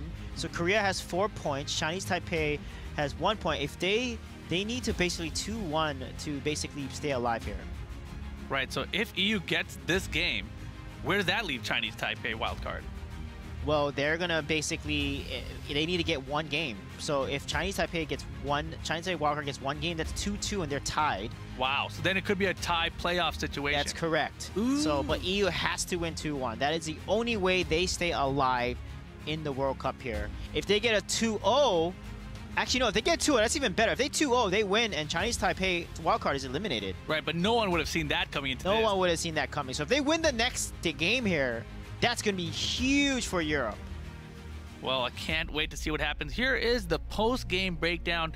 Europe going 11-5-31 on the KDA. That is fantastic for them. We talked about their gold permitted being one of the lowest. And look at this, 47.4 gold compared to 40.6 for Chinese Taipei wildcard. Of course, the tower differential insane. The dragons, the slayers, everything going in favor of Europe. That's definitely going to boost their stats with the gold piece there. But the Bristol Dragon control, they did such a good job. Chinese Taipei wildcard was not able to get Dragon or contest it at all. Securing 4 dragons, stacking 4 dragons, that is huge for Europe and allows them to stay ahead in levels and gold. So nicely well done. And I wonder now if they're going to switch sides. They do, in fact, want to switch out here. So Chinese Taipei wildcard going to take the blue side of the map. All right, Chinese Taipei wildcard has the first pick now because Europe had the first pick last time. And when they're on the blue side, they normally ban Zenio, Omen, and Teamy are the most recent bans here. Yeah, and Rez is the guy. During the EU Valor Series, this guy was one of the best side laners in Europe. He made a name for himself with his plays on Superman. And that's why I knew when he got Superman, I'm like, this is going to look so good for him. Look at this. The 100% participation and 16% of damage for his team. 100% participation. That's pretty good. That's pretty darn good. Yeah, really good. But the way he plays Superman, his positioning, how he knew to get flight mode, the way he landed his Kryptonian strength, you know, all the ultimates and the pushbacks and the burst damage he was able to get in there in the CC. He did a really, really solid job on Superman. Yeah, I really enjoyed it, Superman. And you gotta believe, Chinese Taipei wildcard, they're thinking about maybe a Superman ban here, or they're gonna try to get him first. Oh yeah, they can first pick him. So they're gonna have to force EU to ban him. So let's see if they're gonna go ahead and ban away Zenio. They don't like Zenio, so they normally like to ban Zenio, Omen, Teamy on A side because Omen is such a good pick. You're right. It's not first picked. They normally take it on the red side. Zaniel coming out as the first ban for Chinese Taipei. You think maybe a Teamy ban? Is that what you're suggesting? Yeah, potentially Teamy might come out here, or Omen. They would like to ban Teamy or Omen on that side, but Mina being banned again, they don't like giving Chinese Taipei wildcard their Mina. NT, the Mina player for Chinese Taipei wildcard. And Europe, for some reason or another, they definitely do not want that to happen today. Yeah, look at Anthony Reno about it. So well known in the EU community over there, helping his team out as the coach with the draft strategy, and it's working for them. It's doing a good job for them right now. And he was actually the player on this team that qualified, right? But then Memrise subbed in for him. And there's the Teamy. Yep, they're following a very predictable draft pattern. So this actually looks good for EU because when a team does the exact same draft that they did on day 1 or the days before, that allows you to anticipate what the picks will look like. Because once the bans are pretty consistent, you can then run so many different draft scenarios to allow you to get ahead. And of course, they definitely need to ban Superman and not give it over to Chinese Taipei wildcard. Yeah, Europe not going to let it go back the way Chinese Taipei wildcard let them have it the first time around. They're going to ban that Superman. And it gets really interesting now. I mean, the champions that we've seen on Rez in the past that he may go to here could be something like Irie even. Yeah, Irie is really... 11 is really good Irie, so let's see if he's going to be able to get that hero. Let's see if the Omen is going to be taken off here, because Omen is a ban they like to do on the blue side. So, yep, there we go. Omen is banned. Yeah, definitely. And let's see, Europe's going to change it up. Actually, EU has banned a lot of different... They banned Lindis, Aurum, Superman. They banned Teamy, Omen, Lindis. Those are kind of like their band pick so far, and they're switching it up, which I really like. Superman showing up now, so Lindis could be taken off here because Lindis is first pick worthy for Chinese Taipei wildcards. I think Lindis will probably be taken off, but there's Aurum. If you don't ban Aurum, yeah, that's a big choice here. Man, I'm so worried. I don't know who do you want to deal with. I think the better thing is to ban Aurum, and then because you can deal with Lindis, but Aurum just puts so much early game pressure. Yep, they're gonna ban Aurum, and that means Lindis is open for a first pick, but we have Malik as well. Oh, they're gonna take the Malik instead here. Yeah, both teams obviously like this Malik pick, so Chinese Taipei wildcard gonna lock it in first this time. Yeah, exactly. Wasting no time locking it in. So if you're Europe here, what are you thinking? Valheim? Come on. They're definitely. They should probably take Grak here because Alice Grak are the next best supports after Teamy and Aurum. So potentially take the Grak. I do like the Flash pick. It's a good pick up here. Do you really want to see that Grak again though from Memrise? Oh, you're right. Yeah, he shouldn't play it then. He can't play Alice because Grak is so good into Alice unless he's confident enough to do that. So maybe he should play Lumber or they're going to Chognar, it looks like. And they're locking in Chognar again. Okay, yeah. Good. Chognar. So they're expecting a Grak pick. Yeah, and it might also help against an Alice potentially as well. Yeah, exactly. Chognar does counter Alice, but it's not a very hard counter. Alice still scales and just does a lot more work against Chognar. It looks like they're going to pick up the Lindis and the Crixie. Now this gives Chinese Taipei a lot of flexibility. Yeah, it's a lot of poke damage, a lot of range poke damage. And they're not locking it in quite yet, but I gotta believe this is what we're gonna see come out of them. Between the Lindis and the Crixie. Yeah, that's a really solid pick. I mean, both drafts are looking pretty good. We'll see how Chogner's going to play a role here.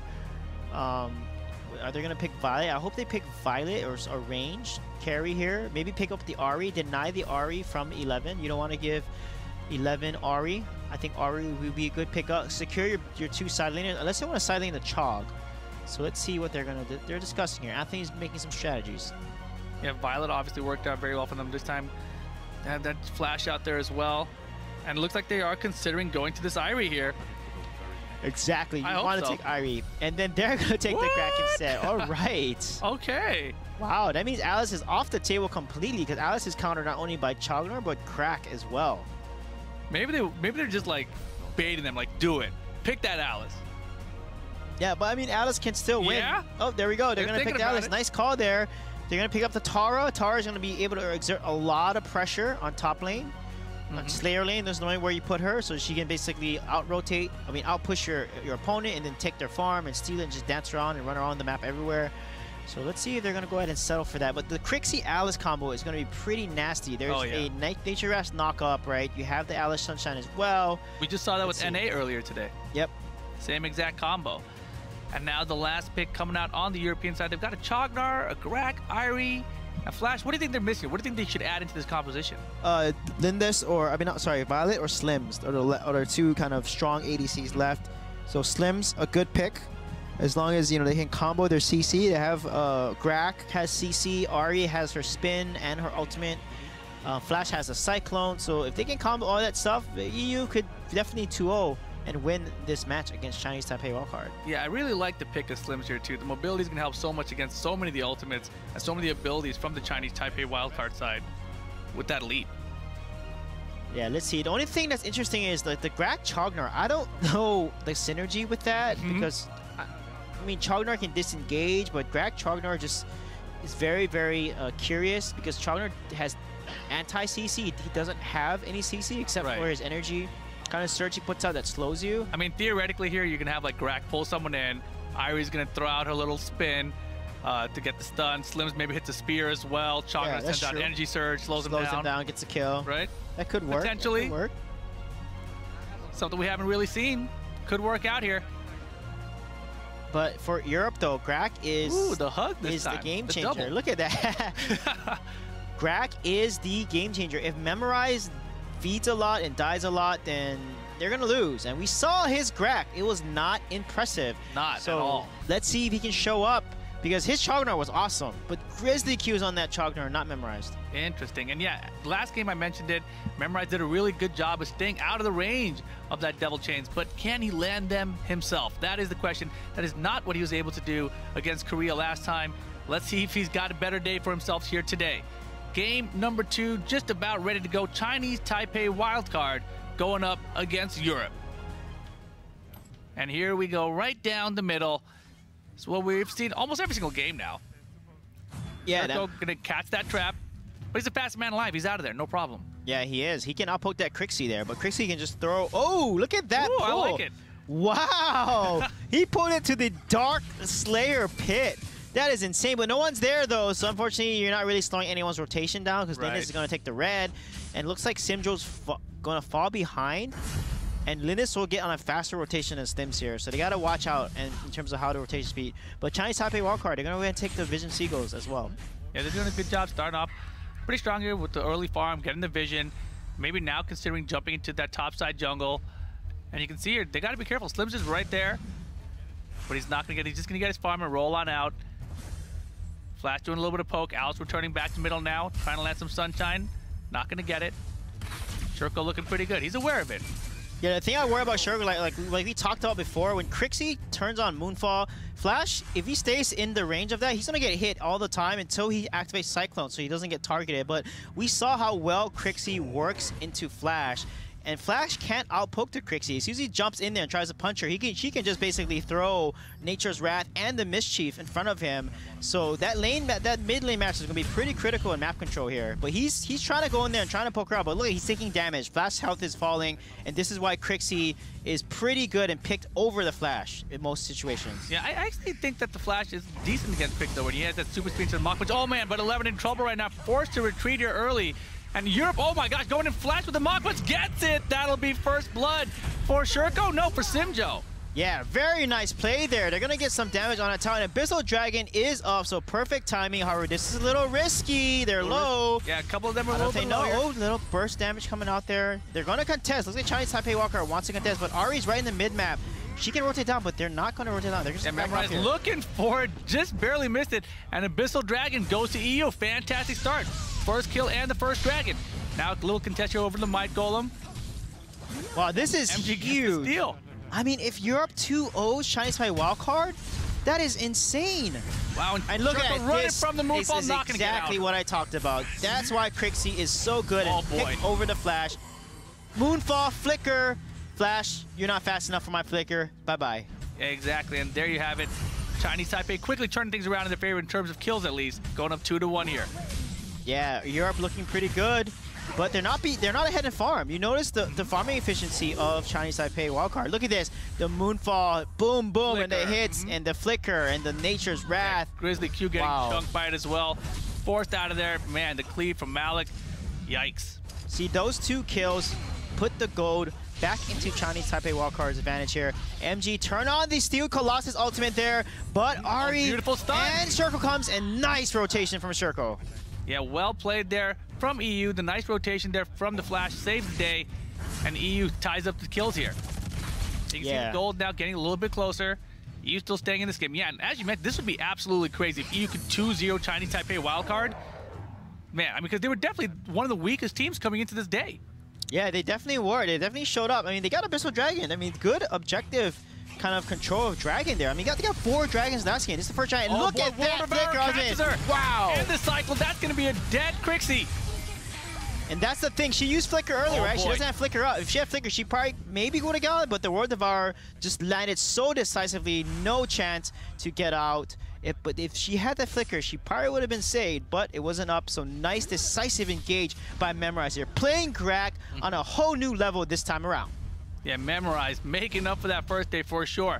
I see Tara now working on that Spirit Sentinel. Abyssal Dragon is back up. EU in better position for it. But they got to be careful. Chinese Taipei is probably going to start in just a second. Here we go, pulling over the aggro. Let's see what they decide to do with it. There's the Dragon coming down. Oh, nice Flying Spirit, getting the stun on the Malik. The next Dragon is going to be critical here. They're going to fight and contest it over. We have a 4-man rotation with a 4-man rotation. They're going to back off. No one's going to try to go for that Dragon. It's a little risky if you don't get someone low or win lane. Oh yeah, it looks like they might be engaging a little bit higher up there, closer to mid. Hissy Fit went down already. Memorize took a lot of damage, but nothing beyond that, basically. And right now, Taipei is looking pretty strong, pretty healthy. But EU, oh my gosh, forces out a Moonfall, out of Hualin again. Yeah, Chinese Taipei wildcard still in the lead. You know, they're behind. See the farming, they're more efficient. This is exactly what I talked about. They're just much more efficient at staying on top of farm and constantly farming. Another Dragon won't go over to Europe here. Nice decisive rotation and call here to take the second Abyssal Dragon. This is looking really good for Europe so far. Yeah, Chinese Taipei wildcard up top. Oh man, Rez has got to be careful. He's walking to a 3-man ambush. Can he make it out though? He's got the shadow to dash, and he's trying to get over the wall. Wow. Beautiful dashes, and he's out of there. Well played by Rez. And look at this, EU now rotating. They might be able to get down. Beautiful Memorize, landing the Devil Chase and the World Devour. 11 trying to get out. But he's surviving the cleave. Not enough damage there either. And they don't have enough damage to take him down. But here comes the shock to re-engage. Man, he's greedy. Yeah, he is. He is. He should have backed off. His team was not there with him. He landed such good cleaves and Soul Eaters, though, giving him so much barrier, absorbing all that damage. However, he tried to go aggressive, but because of what he did, he was able to distract the team enough so that it allowed his team to take towers. Yeah, but Simjo's very low here against his Crixie from Hualin. Beautiful outspacing the Mischief this time. And now gets the tower and gets away from her. Yeah, look at that. Reds is getting low here, but they're putting so much pressure. They might be able to take a tier 2 tower here, but no, the siege minion does fall, and Hualin gets a kill onto Simjo here. Yeah, so despite the kills coming out for EU, Chinese Taipei did make a good rotation, able to get nearly 2 top towers. Man, Xian Yo on this Lindis, he is so aggressive. His positioning, his assertiveness, he's poking and doing so much damage, forcing his opponents to basically run away from him. Yeah, you can see here he's working his way through that jungle so fast. Every time he goes to that brush, increasing his movement speed. As you mentioned, so aggressive with that Lindis. And right now, EU still got 3-man rotation up top. That Tara has been so annoying for them up top. They haven't really been able to stop her. Yeah, that's why it makes Tara so good, because she uses Whirlwind and Clear Wave so fast, and if you try to dive her, she can just turn her ultimate, heal up, and just run away. And then Ari can't do anything. Look, he's ahead now. He's ahead in farm, so they're trying to so stop far her. Looking good, MG. Yeah, they had a big 4-man rotation up top to try to stop the Tara, but wisely, MG out of there. And this time, Chinese Taipei finally going to get a dragon on the board. Oh, and they're going to try for a Dark Snare, but MG knows, and look how low Rez is. This is so dangerous. Yeah, Rez low, but MG even lower, going to fall. And here comes the rest of Chinese Taipei wildcard. Oh, they got to back off, and look at Grizzly Q. Thanks so much, Rez. Got to dash out, not going to be in time. And now the shot coming as well, displacing Shurko, but he's going to make it out. Grizzly Q trying to run out the back door, but he gets caught by some sunshine and can't run towards the trap, and that'll be a dead elephant? Is that what he is? Is he an elephant?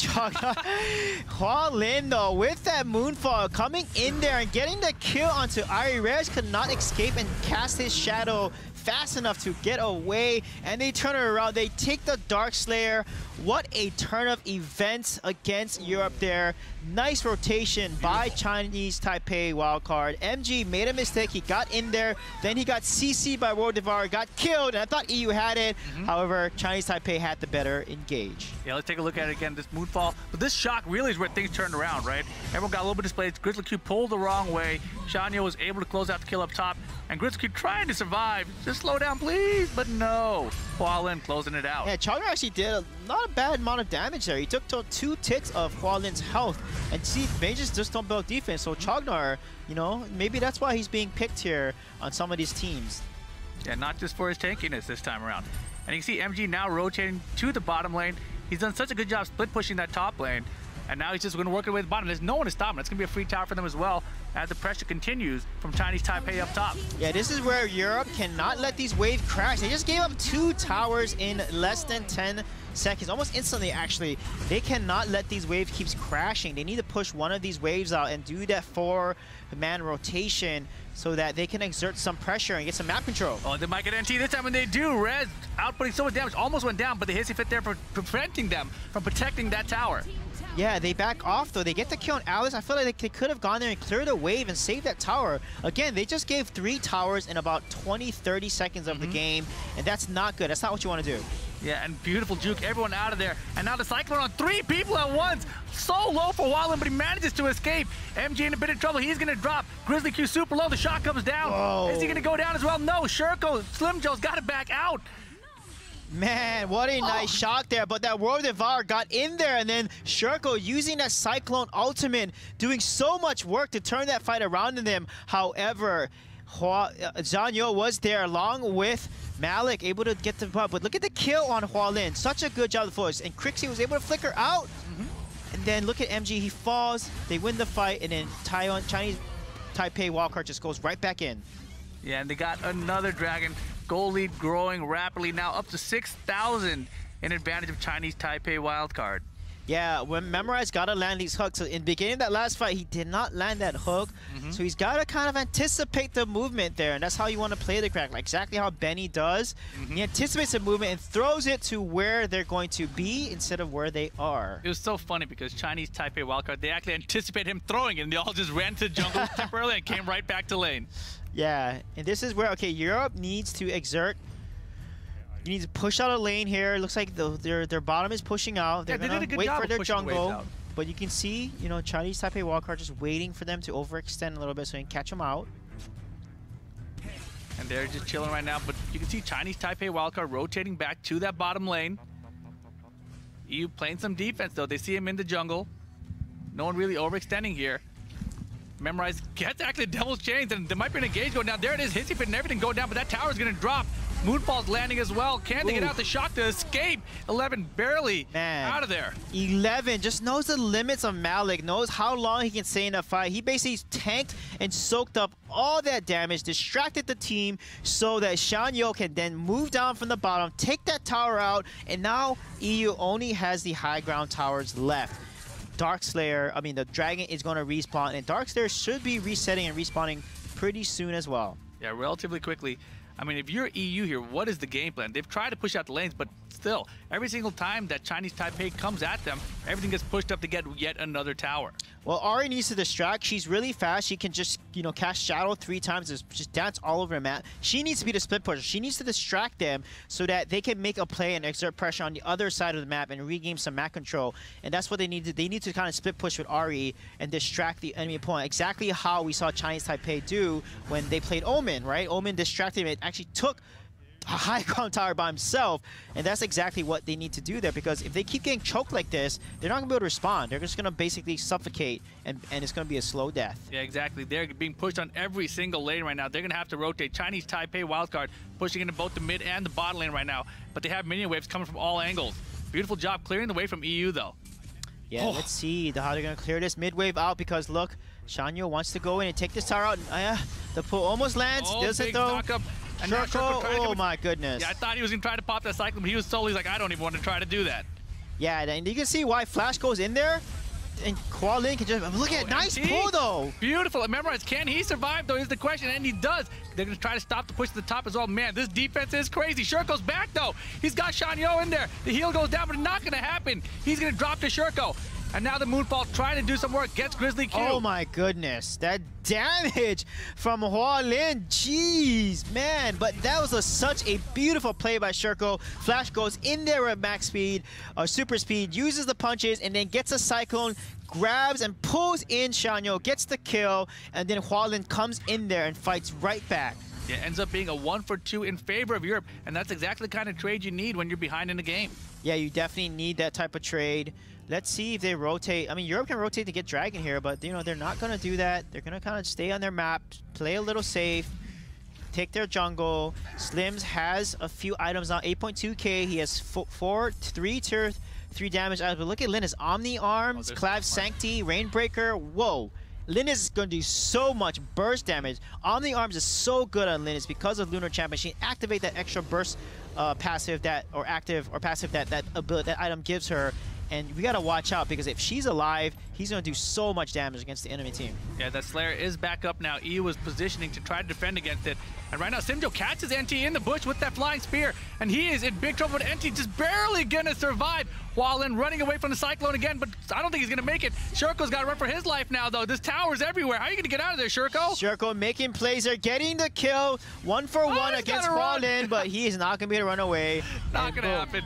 Lunar Champion pops up, but you saw Shanyo, he was not focused. As soon as they went in, he starts going heavy and hard with Lindis, casting the Lunar Champion, setting those traps. They have to just back away. They cannot take all that burst damage that Lindis is providing. And while MG is split pushing this bottom lane, Chinese Taipei Wildcards actually go for the Slayer, and there it has it. Shanyo getting the Dark Slayer buff along with the rest of his team. Yeah, this is why Tower is so good there. It's a distraction. That's what you want to do. When you're trying to get objective from across the map, you want to push the other side of the map as Tower, as Omen, so you force your opponents to then basically spend resources, right? Send two to three heroes to respond to your split push and allow your team to then just freely take the objective on the other side of the map. Who on EU can actually stop Tara from doing this split push? Because they have to do something about it, because MG is going to continually do this. Yeah, again, we talked about it. The Grak is huge there. We saw it yesterday. Memorize, he's got to land a hook. He did land against Alice, but in that fight, kind of didn't make... Oh, there he lands quick, but it's on Tara. It doesn't matter. Tara is so tanky. You don't want to pull Tara. You want to pull Alice. You want to pull Crix. You want to pull Lindis. And you got to land that ultimate. You have to land that World Devour. That is the only way they're going to turn on this fight. Is Grak's ultimate is a game changer in these fights, because they need that CC for them to get these kills and win these fights 5 versus 5. Yeah, and Rez right now with that Irie trying to zone out that tower from taking that bottom high ground tower. And here comes the wave up mid. Oh! Another hook on Hualin this time. That's huge, but no follow-up. They need to follow, but look at the damage. Oh my god, the damage on the Moonfall is probably going to get memorized. You're not going to make it. Oh no. Did you see what just happened? Hua Lin so was aiming for the Mischief, comes for Memorize, and then Simjo, you walked in the path of it. You took both the hits, and that burst damage just deleted you immediately. No magic defense. That's what happens, Slims. And that's going to be game there. Wow, what a play. Hua Lin just turned on 8-2-4. This is why we talked about Crixie being so good into Flash. And man, that Mischief, you cannot walk into it. Simjo walked literally right into that Mischief as it's flying back, and he literally just exploded. Yeah, I mean, because she can move around after she's cast it out, right? So the return path not as clear when you have a big team fight with like 10 players on the field right there.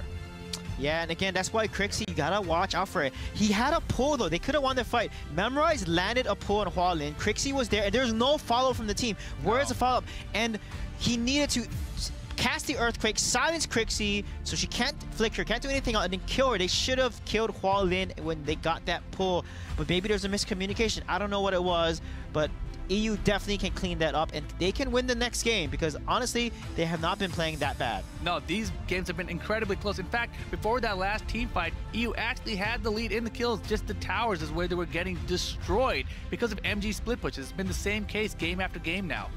Yeah, it has been the same, but Memorize has played a little bit better, but look at the damage from Hua Lin on that Crixie. Again, you have to focus on Crixie. Like I said, that last fight, if they killed Hua Lin, they would have won that fight easily, and the game might have not ended right at that moment. Yeah, and EU started off so strong early tower, that Moonfall with the flicker and combination for Hua Lin, and Grizzly Q trying to escape the cleave behind it. Man, there's a really good answering back here from Chinese Taipei. Yeah, this is rare. Look at a Soul Eater. The more heroes you get, the more you get. And look at he's like, I'm feeling strong right now. Once he missed it, if you miss your ultimate, you back off. Okay, that's just 101 for pro players. Okay? They're also it doesn't low. matter. If you land the ultimate, you follow up. If you don't, you back off. Because landing ultimate allows you to then land your next abilities and give you even more of a barrier, and then you can probably outplay them. But when you miss your abilities like that, you gotta just back off. It's like missing a pull, missing a ultimate. But look at this. Yeah. Look at Hua Lin. The damage. Oh my goodness. He cannot stay underneath the Moonfall and get hit by the Mischief there. You're Slims, buddy. You're not gonna build magic defense. You cannot get hit by Crixie. And I thought that's where, the things like that leap was going to come into play for him. I thought he was going to be able to jump on out of there in case he was around a Hissy Fit, in case that Butterfly was coming at him with the Mischief. Anything like that. Just thought he'd have an opportunity, at least with Slims, versus something like Violet. But here we go. The post-game breakdown. It's very close in terms of the kills and deaths and assists here, but the gold clearly in favor of Chinese Taipei and obviously the towers. Yeah, 2 Abyssal Dragons on each side. So Europe, again, they took the first 2 dragons, so they actually did really well in the early game. They didn't fall behind, they were ahead and went back and forth, but then where it fell apart was definitely the late game. Crixie just came online. They didn't know how to do her. Memorize, he's got to land those Devour ultimates. Those are game-changing when he lands it. And then the team needs to, when he does get a pull, and he did get some good pulls this time, they got to follow up. And that's the key there. Because I think Europe, the 3 biggest things they need to focus on is their positioning.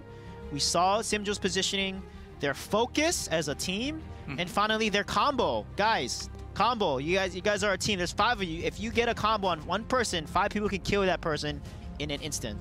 Well, here we go, getting right back into it for game number 3. They're switching back and forth again, so now Europe gonna once again have the blue side.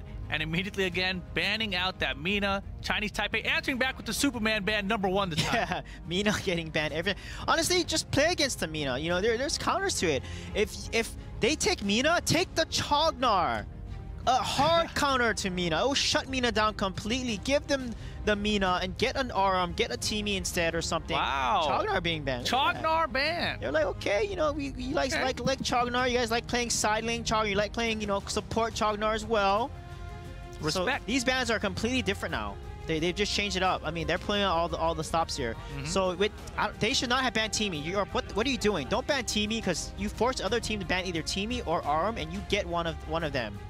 Okay, so Aram should be banned here, most likely. Oh, Omen, so need to take Aram. So they take Aram. Boy. And now this is a good draft for Europe so far. Good. It actually turned out in their favor. Yeah, and Zenial coming out for Chinese Taipei. It's going to be Zenial Malik here. There we go. Man, oh man, this is getting interesting. The thing is, they can get Alice now. Zenial Malik Alice, actually, that's a really good combo. And then Chinese Taipei can just play basically a ranged marksman. If they play an assassin, they lose, or not going to lose, but Arum is so good into melee. So right. You do not want to play melee into an Arum, especially for your jungle carry. So that's going to allow Europe then now, they can pick up like an Ahri in the side, a Scud. They have a lot of, they can play Arum side lane too, but I think Arum would be better on a support. They should definitely take, I think they should take Slims or Valor here. Maybe deny them the Slims, take the Slims away. I definitely think they should probably take the Slims away because Slims is going to work really well with Alice, Malik, and Zenio here. Who are they going to go with here? They take with Artemis. Who else is a good counter for Zenio other than Omen? With Zenio, Max, it's kind of even. Yeah, Max can just fly with him. Max has a global ultimate as well, but you want someone that can, like, Kilgroth is good as well. Kilgroth can if Zenio goes across the map, Kilgroth can take 2 towers like Omen would. Okay. Anyone that basically is really good at, I mean, Lubu as well too, actually. Lubu could work too, because Lubu can also knock him up and cancel his ultimate. Okay. When he tries to cast it. So there's a few options that you can do. And look at that, maybe a Kilgroth. There's a Kilgroth, yep. The Kilgroth's going to come out, but Kilgroth doesn't have a stun. That's the only thing. Right. If Zenio casts his ultimate, Kilgroth cannot cancel it. So that's the weakness, but Kilgroth can then put. So he needs to communicate. If he knows Zenio is ulting across the map, Rez has to tell his team so that they can get out of there and not fight with the Zenio coming from afar. Yeah, so Europe's composition looking very different. In fact, both teams' comps looking very different for this third and final game between these two. Of course, if Europe is able to win this, I think that still ties things up between them and Chinese Taipei wildcard, right? Yeah, Grak being picked up here. Grak is on the side of Chinese Taipei wildcard. However, they have Crixie. Yeah. Shirko's on Crixie, so my hopes are up. My hopes are up. Rez on Kilgroth, you know, he's a very strong split pusher. He can definitely outplay the Zenio. And then we have Arjun again into the Malik, so we'll see how Grizzly Q is going to do against 11 there. But we know 11 is just so good on the map. Understanding the limit, but he does put himself out of position by being a little over-eager. Yeah, oh yeah, we definitely saw that last game. Once he had that Soul Eater and he went back in with the shock just because he saw so many people low on HP. So it'll be interesting to see how this goes down. It's going to be a crazy one. Looks like the players are looking focused. They're looking pretty good though. EU, they look to be in good spirits still. So the key is, since they play Rogue, they play Kilgroth, they have Arum, who's really strong early, so they can probably invade. Arjun is actually pretty good early as well, because you think about his Rend, it's like 2 abilities. He can cast Rend twice, right? And you have Arum. Arum kind of has 2 abilities, right? She has the Lion Tamer, and it has like and it circles her, so it does a lot of damage in the early game. So they can put a lot of early pressure. Europe has to win early game. They have to invade. They're an assassin comp. They have to execute the assassin comp. This is the risk. You have to execute assassin comp. Don't make mistakes mid to late game, and then end the game and just live in Chinese Taipei wildcard's jungle. If they don't do what I just said, Europe is going to lose, because they're going to be able to scale with Slims, and then Liliana are just too powerful in the late game. Yeah, Slims and Liliana together as a combo, that does not sound fun. And even if you get it going on the Slims or the Liliana, you know that Zenio is going to be coming with that Angelic Splendor at the end too. But here we go, Game 3, final game between these two teams. Who is going to be eliminated? Or are we going to get a tie? Yeah, so they got to invade here. You have Arm, you have Arjuin, you have some pretty strong early game here. Nice, the hook on Memorize! Whoa! But he should have stayed. Why did he got away? Oh my God, the Ren hit so many people. Why did you get out? Your Arum, just stay on there. Just let your lions, your blue beautiful lions, hit all of everybody. Your health would instantly regenerate. Well, it's okay. They made it out without dying. You scared? He should have stayed in. He should have stayed in, and you just go in, and they would have won that fight. Look, they would have won. They all went in together with him. He would have won the fight. He should have stayed in, because it's melee. Yeah, look at this beautiful Ren landing there, knocking up 3 of them. Yeah, exactly. The Ren was good though, but they could have won that fight. Arm is so strong early. You have to understand, Arm can literally make plays level 1, and they had their chance there. But now the next play is going to matter. The next rotation and the next play is going to matter, because again, EU has to win early game. If they don't, they're going to be in a whole world of hurt. Yeah, you see Grizzly Q up here in the top lane with that Arduin. Gonna have to fight off MG and his Zenio. And man, MG has been so important to all the split pushes so far throughout these first 2 games in the series. Yeah, so let's see. What I want Mems to do is he needs to go into jungle, dude. Like, stop hanging on lane. You're Arum. Go into jungle, camp their bush, like, poke them out. Every minion that you hit, every hero you hit with that Lion Tamer, it's gonna give you your health back. and gives you so much sustain early game. ARM is a pain in the butt to deal with early game, so he needs to abuse that.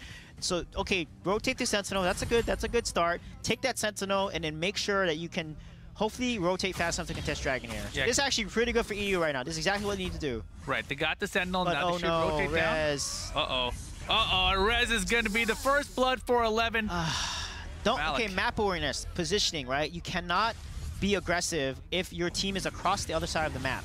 Because obviously, the enemy team is going to be probably on your side if your team's on the other side taking the Sentinel. But EU is going to rotate in time and be able to stop this Dragon, which is really good. Again, they're scared of ARM. ARM is, it's too risky to fight her early. You have to basically get some items and poke her using the range. Yeah, and EU just letting go of that first Dragon. Oh, but Memorize getting Devil Chained again. Victor, this time he pops out the lines, but his team is not around. Memorize not going to be able to escape while in, getting the kill. Yeah, see here, he wasn't in the bush to irritate them, right? He wasn't there. He obviously reviewed his position, and this is where Rez made a mistake here. Dying there was rough. They could have gone Dragon if he was alive and put pressure, because again, Chinese Taipei Walker doesn't want to fight an ARM comp early like this. But again, ARM reviewed herself right. He needed to just go away. There's no reason to hang around. You didn't distract him enough. Just go rotate and help shove the lane and put more map pressure on another side of the map, either mid or top lane or something. But Dragon is up. They need to pressure the lane and rotate the Dragon. Get a catch. Once ARM level 4, he needs to make a play level 4 ARM. Yeah, ARM is actually going and causing a distraction, while further down below they are working on that Dragon. Nice. This is good for EU here. Yeah, EU gets the Dragon. Shurko very low, looking at level 4. He's level 4. Come on. Oh, here we go. We're going to see a snare. No, he had a shot to escape. No snare. Go in there and stare. Oh, he's going to back off. He's not going to go in there. Oh, Rez dodging the Fly Spear. Very nice. And dodging the Devil Chains. Well played by Rez. You guys have the level lead, EU. Grak is level 3. He doesn't have his Road Devour. You had the ultimate advantage. That is the time to make the plays. Every top tier 1 team knows that. When they notice the level 4 difference, they go in if you're level 4. You're going to win against level 3s. Yeah, but right now they're that trying. Chance. And oh man, Simjo level 7, he is going in. And Rez right behind him. AC Memorize, look for something. Gets the uncaged, gets the stun with it. And nice snare. There we go, Memorize. That's exactly what you need to do. Wow, and just avoid it. But look out, here comes Wallen trying to do some cleanup. Ouch. Well played there, Wallen answering back. But Memorize did get, he had a nice snare. That was a really good job on him on his part. Got a kill there. Yeah, hopefully they can get ahead on the goal. But right here, look, they're level 4. Yeah, you look at the level. Dragon's level 3. Why are they running away? You guys just got the Dragon, dude. Like, go in there. They could have won that fight. EU, you guys got this. Stay focused. There may be some tournament nerves here, of course. Their tournament life on the line if they are to lose this game. Yeah, clear jungle together, rotate faster, put pressure, get the Sentinel, keep farming, keep staying ahead of the farm. Because look at Chinese Taipei wildcard. Look at how fast they're farming, even though they lost the Dragon. They're not losing in the gold. You know, they're right even with gold. I mean, the kills help as well, but they're right even the gold. And every time their gold per minute, their efficiency really, you know, builds up over time in the game, and that's what EU needs to do as well. They need to keep farming and rotating quickly. And here we go, more pressure on that bottom tower from Chinese Taipei. Grizzly. Oh boy, he didn't know there were so many of them there. He gets stunned. He's getting pulled back by the World Devourer. He's gonna go down. Yeah, he should not have used his ability. He could have used the call to run away, but he used it to engage the wave, which means he didn't have it to escape. And then he had to use the flicker, and it's gonna give Dragon just like that. And then these decisions matter. You gotta be careful because honestly, when you have to look at your own jungle too, right? If your allies just finished rotating their jungle, guess what the other team is doing? They probably finished their jungle too, and they're probably rotating towards you. So that's a bad time to die when that happens, because Dragon was up and in play, and now you lost Dragon and bottom tower. Yep, that's a rough start. And so now 13.2 gold, just only 1,000 gold. EU still in it. It's still early here, but they have to make some moves somewhere. And right now, it looks like Chinese Taipei can be rotating back up. And you can see that Zenial, he is chilling up there. Rez, he's cutting off the lane. And he's doing a good job of it up in the top lane. So now MG less effective at the split push this game. Yeah, definitely. But you can see the farm. You know, because Chinese Taipei wildcard is rotating faster. They're farming quicker. Look at that. They're dual farming every single time. They're rotating and getting more map control quicker. They're rotating to lane. They're getting these ganks sooner. They're meeting up on the opponent's side, putting more pressure, getting these ganks. That's why they're getting ahead, because they're doing it every single time. And Europe is always behind with their farm speed. And, you know, whoever groups up first is going to get that map control in whatever lane they decide to pressure. And here we go again, 4-man rotation this time for Chinese Taipei in mid. And it looks like there is going to be a little engage here. And all just a little bit of poke, it's fact. Now rotating back up. And you can see there the Killgrot backing away. He's aware of the rotations. So very slow here. Everyone playing very cautious. Wait, why did Crixie... Wait. Why did Crixie build Goated Greaves? I don't understand. Enchanted Boots, Enchanted Kicks. Gives you that pierce with the Orb Magi. You need to get burst. Gilded Greaves is a very interesting build there. I don't know why you would build Gilded Greaves when you want to actually be the glass cannon mage that just bursts everyone down like we saw Hualin do in the last game. Yeah, Memorize got stunned, but Chinese Taipei opting not to go for, but Shurko in big trouble right now. He is definitely going to go down. Hualin putting in some good damage there. And look at the World of Power pulling in Grizzly Q, and he's going to not get out. Oh my God, the shot going in deep. Chinese Taipei wants to try to get a kill. Oh, beautiful. And the hook, get back over here. There. Oh my God, that hook making plays. Again, Liliana crack. Those combos, man. The stun, the hooks, the World Devoured, and the Slim's flying spear. This trio, this combo of trio, and then of course Zenio also has a Malice. He can also stun too. So this combo is actually pretty nasty when they combo really well like that. Yeah, and Zenio hasn't even been involved in these team fights yet. So Chinese Taipei looking fantastic. Here we see it again. You see all that shot coming in again, the blinding light, and then the hook right after Devil's Chains. Well played, Chinese Taipei wildcard. Yeah. Oh man.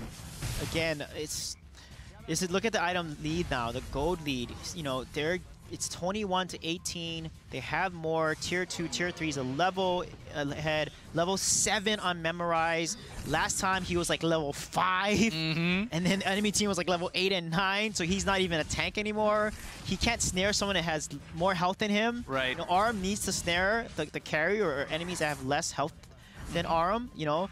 And, you know, this is, when Aram's behind, it's really tough for Aram to really get back in the game unless he gets a really solid snare at full health.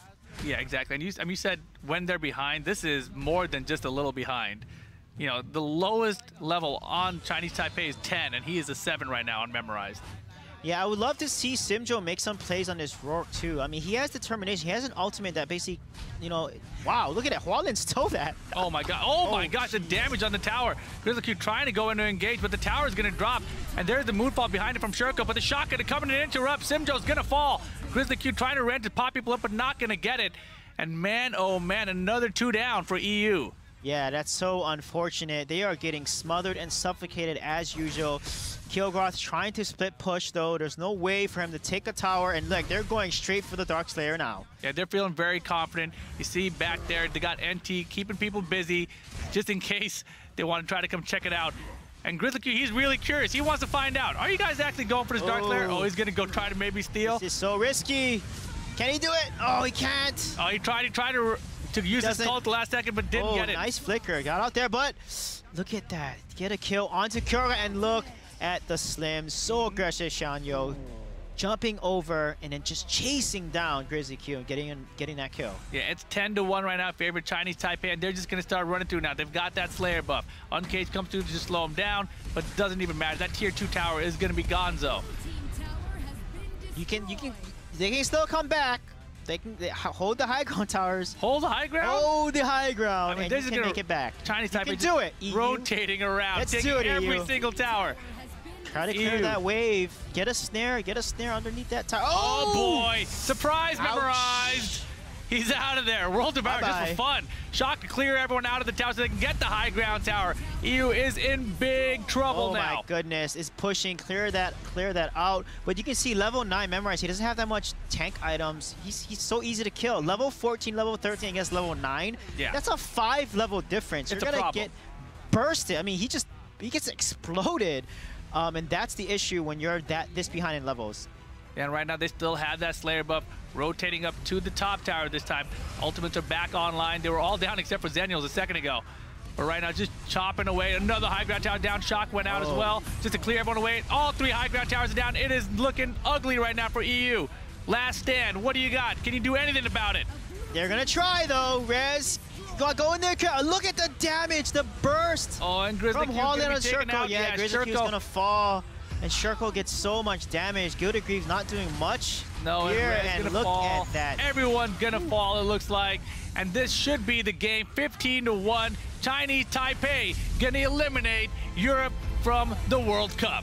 Well done, Chinese Taipei. But Europe played well. What a valiant effort from Team Europe. They definitely were at least able to get a game off Chinese Taipei wildcard. They had some good plays, but like I said, this Rourke composition in the beginning of the game, they have to win the early game with our room. They have to snowball. They have to invade jungle. They need to shut down Slims and Liliana before they got to late game. But that didn't happen, obviously, and you saw the amount of burst Hua Lin did on that Liliana. The combo from the Binding Light with the Flying Spear. I mean, it was just too much. Yeah, and they had opportunities in that early game. They really did. You know, you mentioned right after they got the Abyssal Dragon, the level differential was there. They could have went at the ARM. Even when ARM got hooked, as the very first thing that happened when they went down the middle, they could have went in there, but just a little indecisiveness on the part of Europe really cost them that final game. Yeah, early. and also, like, Rourke is being picked a lot. He was being banned too, but he has a low win rate. He has like less than 20% win rate in the World Cup. Very low. A lot of teams just aren't executing his composition properly, but look at the difference here. MVP for Hua Lin. He was an MVP for the on Crixie too, carrying that game in the last game, and now look at this, carrying it in Liliana as well. Yeah, and even Shanyo up there with the Slims, 4-0 with 9 assists as well. You see the participation rates on the side of Shanyo and the Malik with 11. So high. They were just around everywhere. And despite, you know, this was the thing. If you look at the EU side, the participation is there, but that was it. They were just sticking together the whole time. They weren't getting the farm. They weren't engaging. Just didn't go well. Yeah, look at it. Simjo has 4.8% damage. He had less damage than Aram did. And he's the jungler. The jungler should have the 2nd or 3rd highest damage next to his mage. And look at that pull. Wow. Very well played there. Getting the kill. Yeah, beautiful stuff. But valiant effort by EU. They were able to take one game at least. They got one. Us a show. That means Chinese Taipei wildcard will be advancing along with Korea in this group. Yeah, so unfortunate for EU. This is the end of their road here at the World Cup. But that Superman play, I'm happy we got to see it. Superman's still, I believe, undefeated here at the World Cup.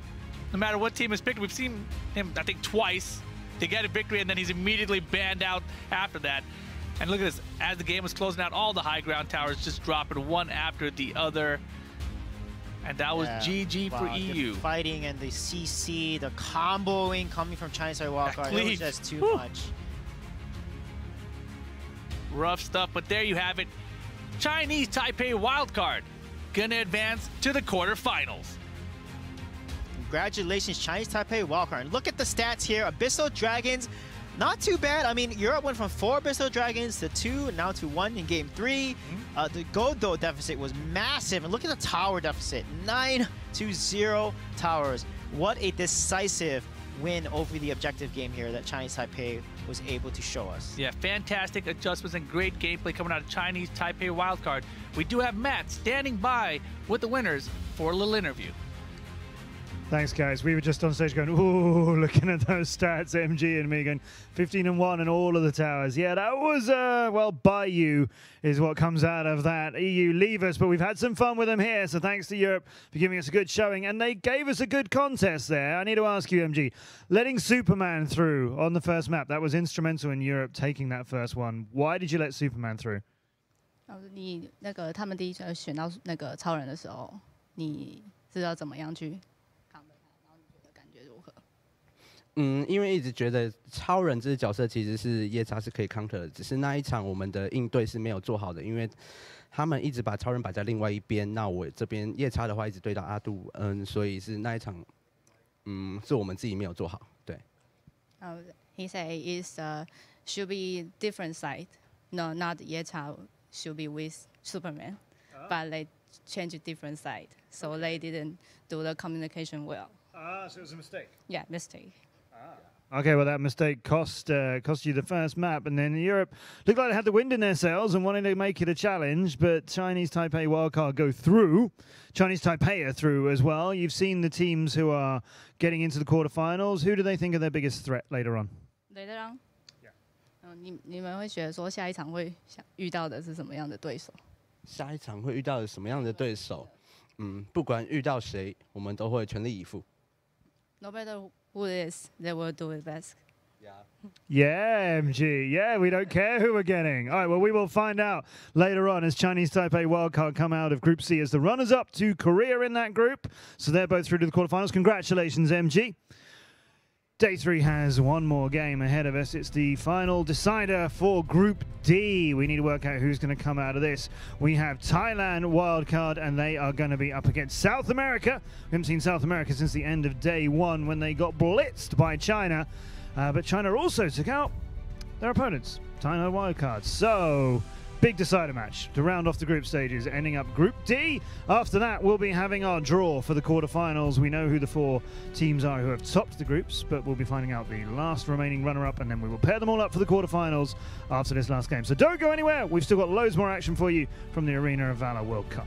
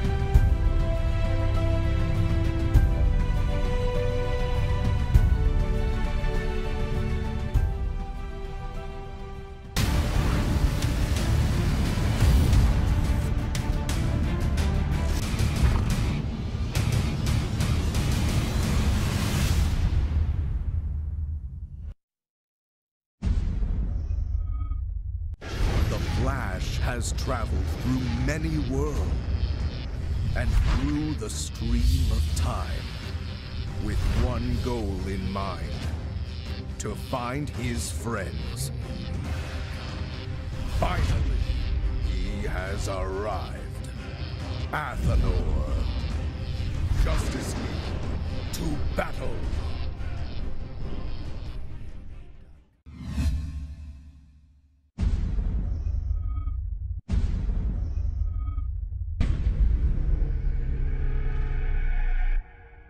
Welcome to the Hero Spotlight for Baldum the Monolith. Baldum is a tank that likes to rush into the enemy team and cause mayhem in the form of epic crowd control. Let's get into the details. Baldum's passive is Hulking. Baldum's physique grants him 18% bonus armor, while his normal attacks deal additional magic damage. Hulking makes Baldum the stuff of nightmares for assassins and other physical damage-based heroes. For this reason, try equipping Gilded Greaves to build up his magic defense. Baldum's first ability is Wild Charge. Baldum dashes forward a short distance, dealing physical damage to enemies along the way. He stops when he runs into an enemy hero, then swings his totem and tosses the hero behind him, dealing additional physical damage equal to 8% of the target's maximum HP and slowing the target's movement speed. While laning, Baldum can bait an enemy into harassing him near the tower. Once they're close, use Wild Charge to get the enemy within the tower's attack range to pick up an easy kill. Baldum's second ability is Wild Stomp. Baldum stomps the ground, dealing physical damage to enemies nearby and reducing their movement speed. Enemies affected by the stomp deal less physical damage to Baldum. The cooldown of this ability is reduced by 0.3 seconds when it hits an enemy hero. use Wild Stomp to further reduce the physical damage dealt to Baldum. This is especially useful when the enemy is grouped together, as each successful hit on an enemy hero will reduce its cooldown. Baldum's ultimate ability is Wild Prison. Baldum smashes his totem into the ground, causing the ground to collapse, trapping all enemies in the target area and rendering them immobile. Trapped enemies receive physical damage and their movement speed is reduced after they are freed from the prison. Use Wild Prison to your advantage when positioning for a team fight.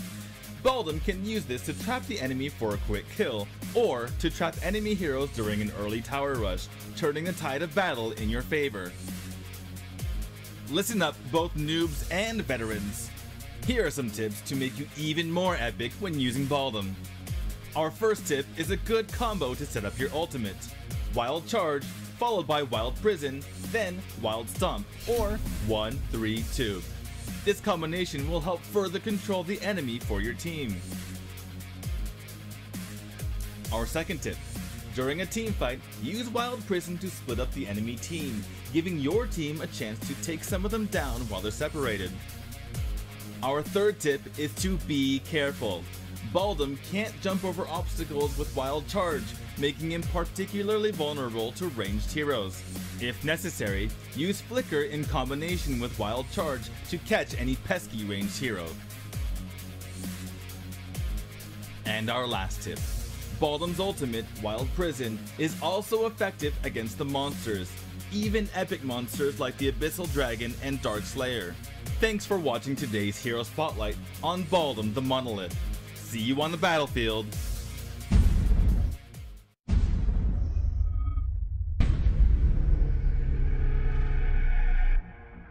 Hi everyone, today I'm going to introduce Batman. Batman is an assassin superhero who depends upon his ability to deal explosive levels of damage. Batman is able to weave in and out of battle by himself and break down enemy ranks. Passive skill, Caped Crusader. Batman bends himself to the shadows. He will gain a 20% increased movement speed when he nears an enemy hero. However, this speed boost will disappear should he leave with his back turned to the enemy hero. So Batman is able to rely on this speed boost effect to easily hunt and slay enemy forces as they flee while low on health.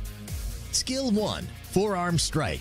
Batman releases a quick blade that deals damage to nearby enemies, followed by a second attack against a random enemy next to him, dealing the same quantity of damage.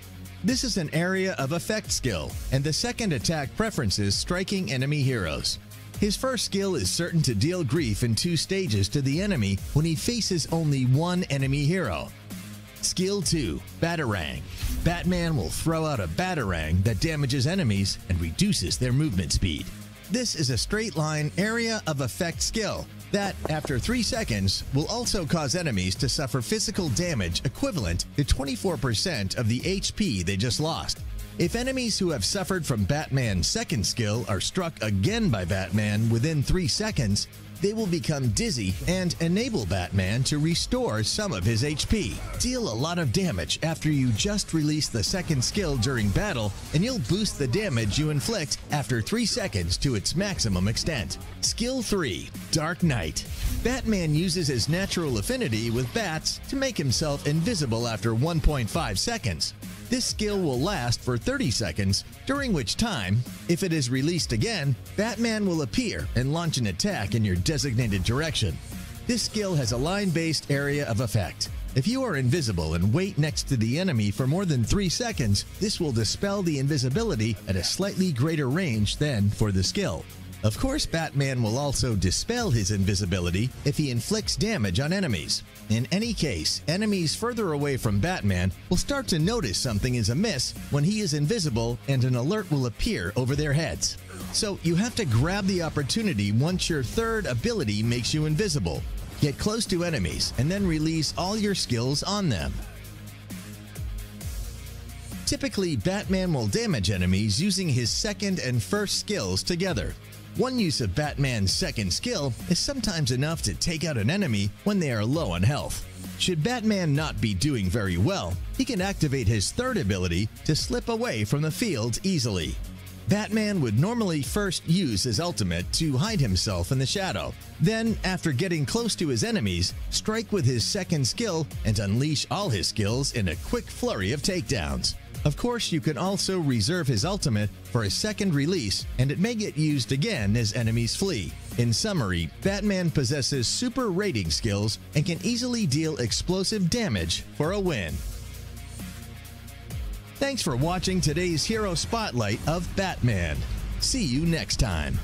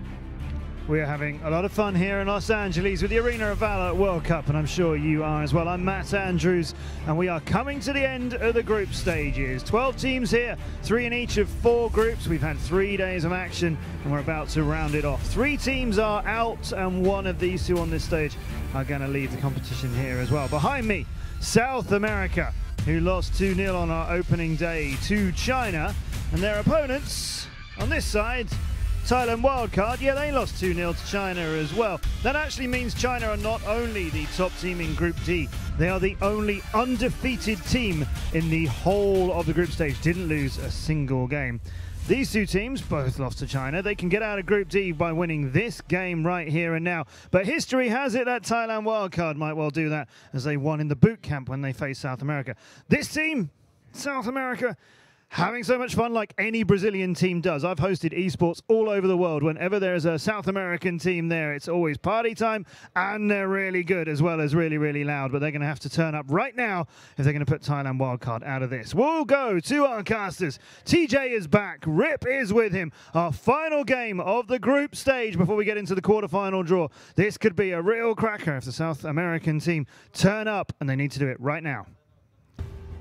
Thank you very much, Matt. Of course, I am Rip, joined by TJ here. This is, of course, the Arena of Valor World Cup, day number 3, Elimination Day. We've had some already. One more elimination potential. Well, either way, it's an elimination. Thailand wildcard against South America. We have a strong favorite. For me, that's Thailand wildcard. South America, though, as with most people, I think my heart's with them. Right. I mean, without a doubt, South America is the underdogs here, right? But Thailand wildcard, I mean, we're going to take a look at them in just a second. They are one of the best teams here. You know, maybe a little overlooked, perhaps, compared to the other superstars like regular Thailand. Yeah. Regular. I mean, the Thailand main team is obviously the star of the show, but this Thailand wildcard roster has done so well on their own. They're absolutely a team to keep your eye on should they make it to the quarterfinals. Yeah, of course, guys like Kid and Rui and Kesse, Taos, and Romeo just have been so effective in all of the games they've played so far. And of course, the last time these 2 teams met was back at the boot camp where Thailand wildcard actually beat South America 2-0. So let's take a look at their opponents now. This, of course, going to be South America from Brazil, formerly or also known as Pain Gaming. Yes, picked up by that Pain Gaming roster, and you can see as the fist bumps and smiles go all around. That is a South American team that is just, I think, ecstatic to be here. They're the first LATAM region competitors to demonstrate their skill on the world stage, and though they have yet to really make an impact, they've definitely shown potential. Yeah, and you can see right now, huge smiles on everyone's faces. They're having a good time. Yeah, thumbs up as well. They're having a great time here at the World Cup, and I'm really curious to see how they're going to do here. I'm really excited. We saw the amount of passion that they had before, right? We saw Myth popping off when they got that first early kill in the first game against China. They were so excited. And let's see if that passion can actually turn into something else further in the game itself. What always kind of gets to me when we get into lands like this is if one team gets going, they start screaming in that room. That's momentum. Right, and speaking of screaming, let's take a look at what these players had to say about one another. Let's see what these players had to say about one another before today.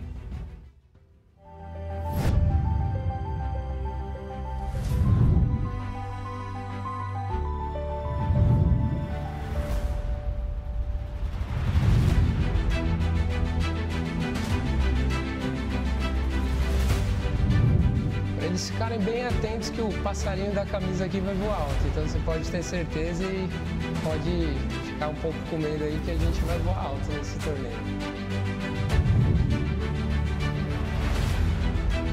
ก็ขอบคุณทุกกำลังใจครับที่ติดตามพวกเราก็จะทำให้ดีที่สุดแน่นอนเราเป็นหนึ่งในความหวังของประเทศแล้วเราก็จะทำให้ดีไม่น้อยหน้าประเทศอื่นแน่นอนครับ Nós estamos focados, nós estamos com um propósito e que não subestime a gente.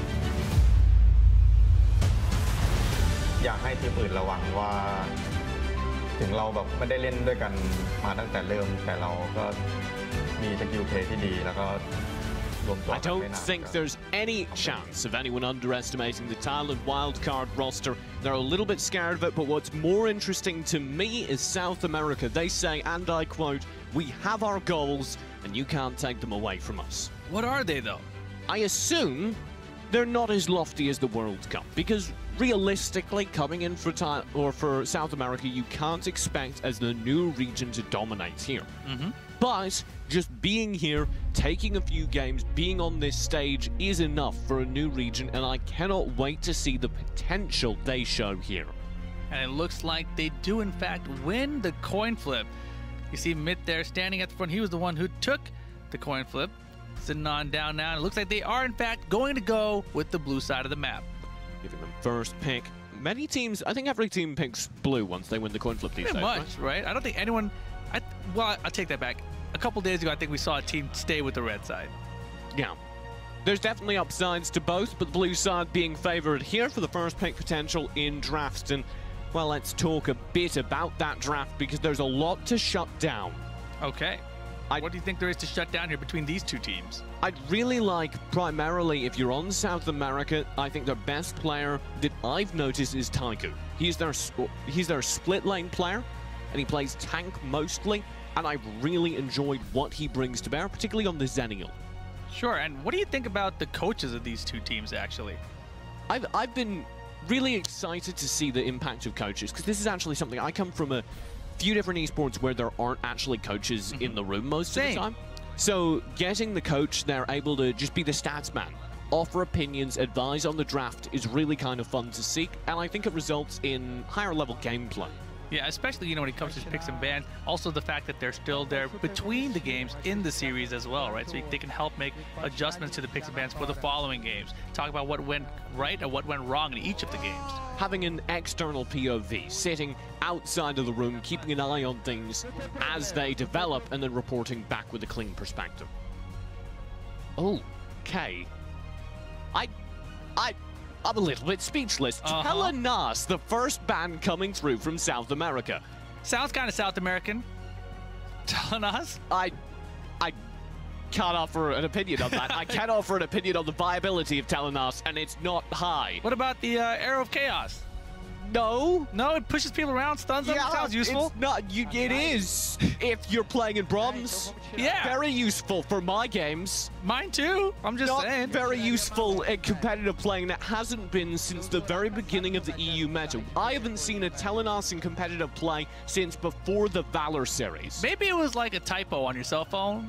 Sometimes you swipe left, you swipe right. I think that's called a swipo. A swipo? There you go. It's a swipo. They swipoed on Telenas. Okay. First ban aside, everything else is pretty bog standard. Sure. Yeah, we've got the Lindis out there, the Malik, Superman, and Teamy out on the Thailand wildcard side. What will be the final ban from KSSA? Probably something silly like Telenas. A double Telenas ban? Yeah, Have you ever seen a double ban? Who knows? Maybe she's not out. Gotta make sure. Just to make sure, the double check ban? like I said, I'd expect the focus to be on tanks, as Taiku's their best. South America do play a number of very good support and tank characters. That's why this Graf is banned, I assume, alongside the teaming. Indeed. So now, what do you think South America should go? There's a lot of stuff available on the board, right? Yeah, I'd like to see actually an Omen, because we've seen very, very efficient use of the Omen. If you're playing to your strength, pull out that Zenial. Taiku is extremely good on it. As a first pick, you have a lot of options to choose from right now. Yeah, and Romeo on that Thailand wildcard side actually plays both of those champions you just mentioned, Omen and Zenial. So whichever one they pick, I have a feeling Thailand's going to try to secure the other. And they're very good counters to each other. That's why I'd predict the Omen coming in first, because you can actually pull out the Angelic Splendor with the Omen. Death's Embrace is also very good for diving into the middle of fights. I really like Omen these days, but we're going to get Arum. Indeed, Arum, as we saw just in the last game, very good early game, which we didn't get to see in the last game, but also her snare is so effective later on as well. And the Omen and the Zenial coming out on the Thailand wildcard side. And that's kind of why I wanted to see the Omen picked up, because the fact that it was on the board means that this can happen, and you now need to pick something into that Zenial in the top lane that can interrupt the Angelic Splendor. What would you suggest for something like that? We saw Arduin attempted earlier by EU for that purpose. I don't really mind that. Scud, if you run him in top lane, maybe that works. Okay, Scud looks maybe potential. There's Wild Beast Fury.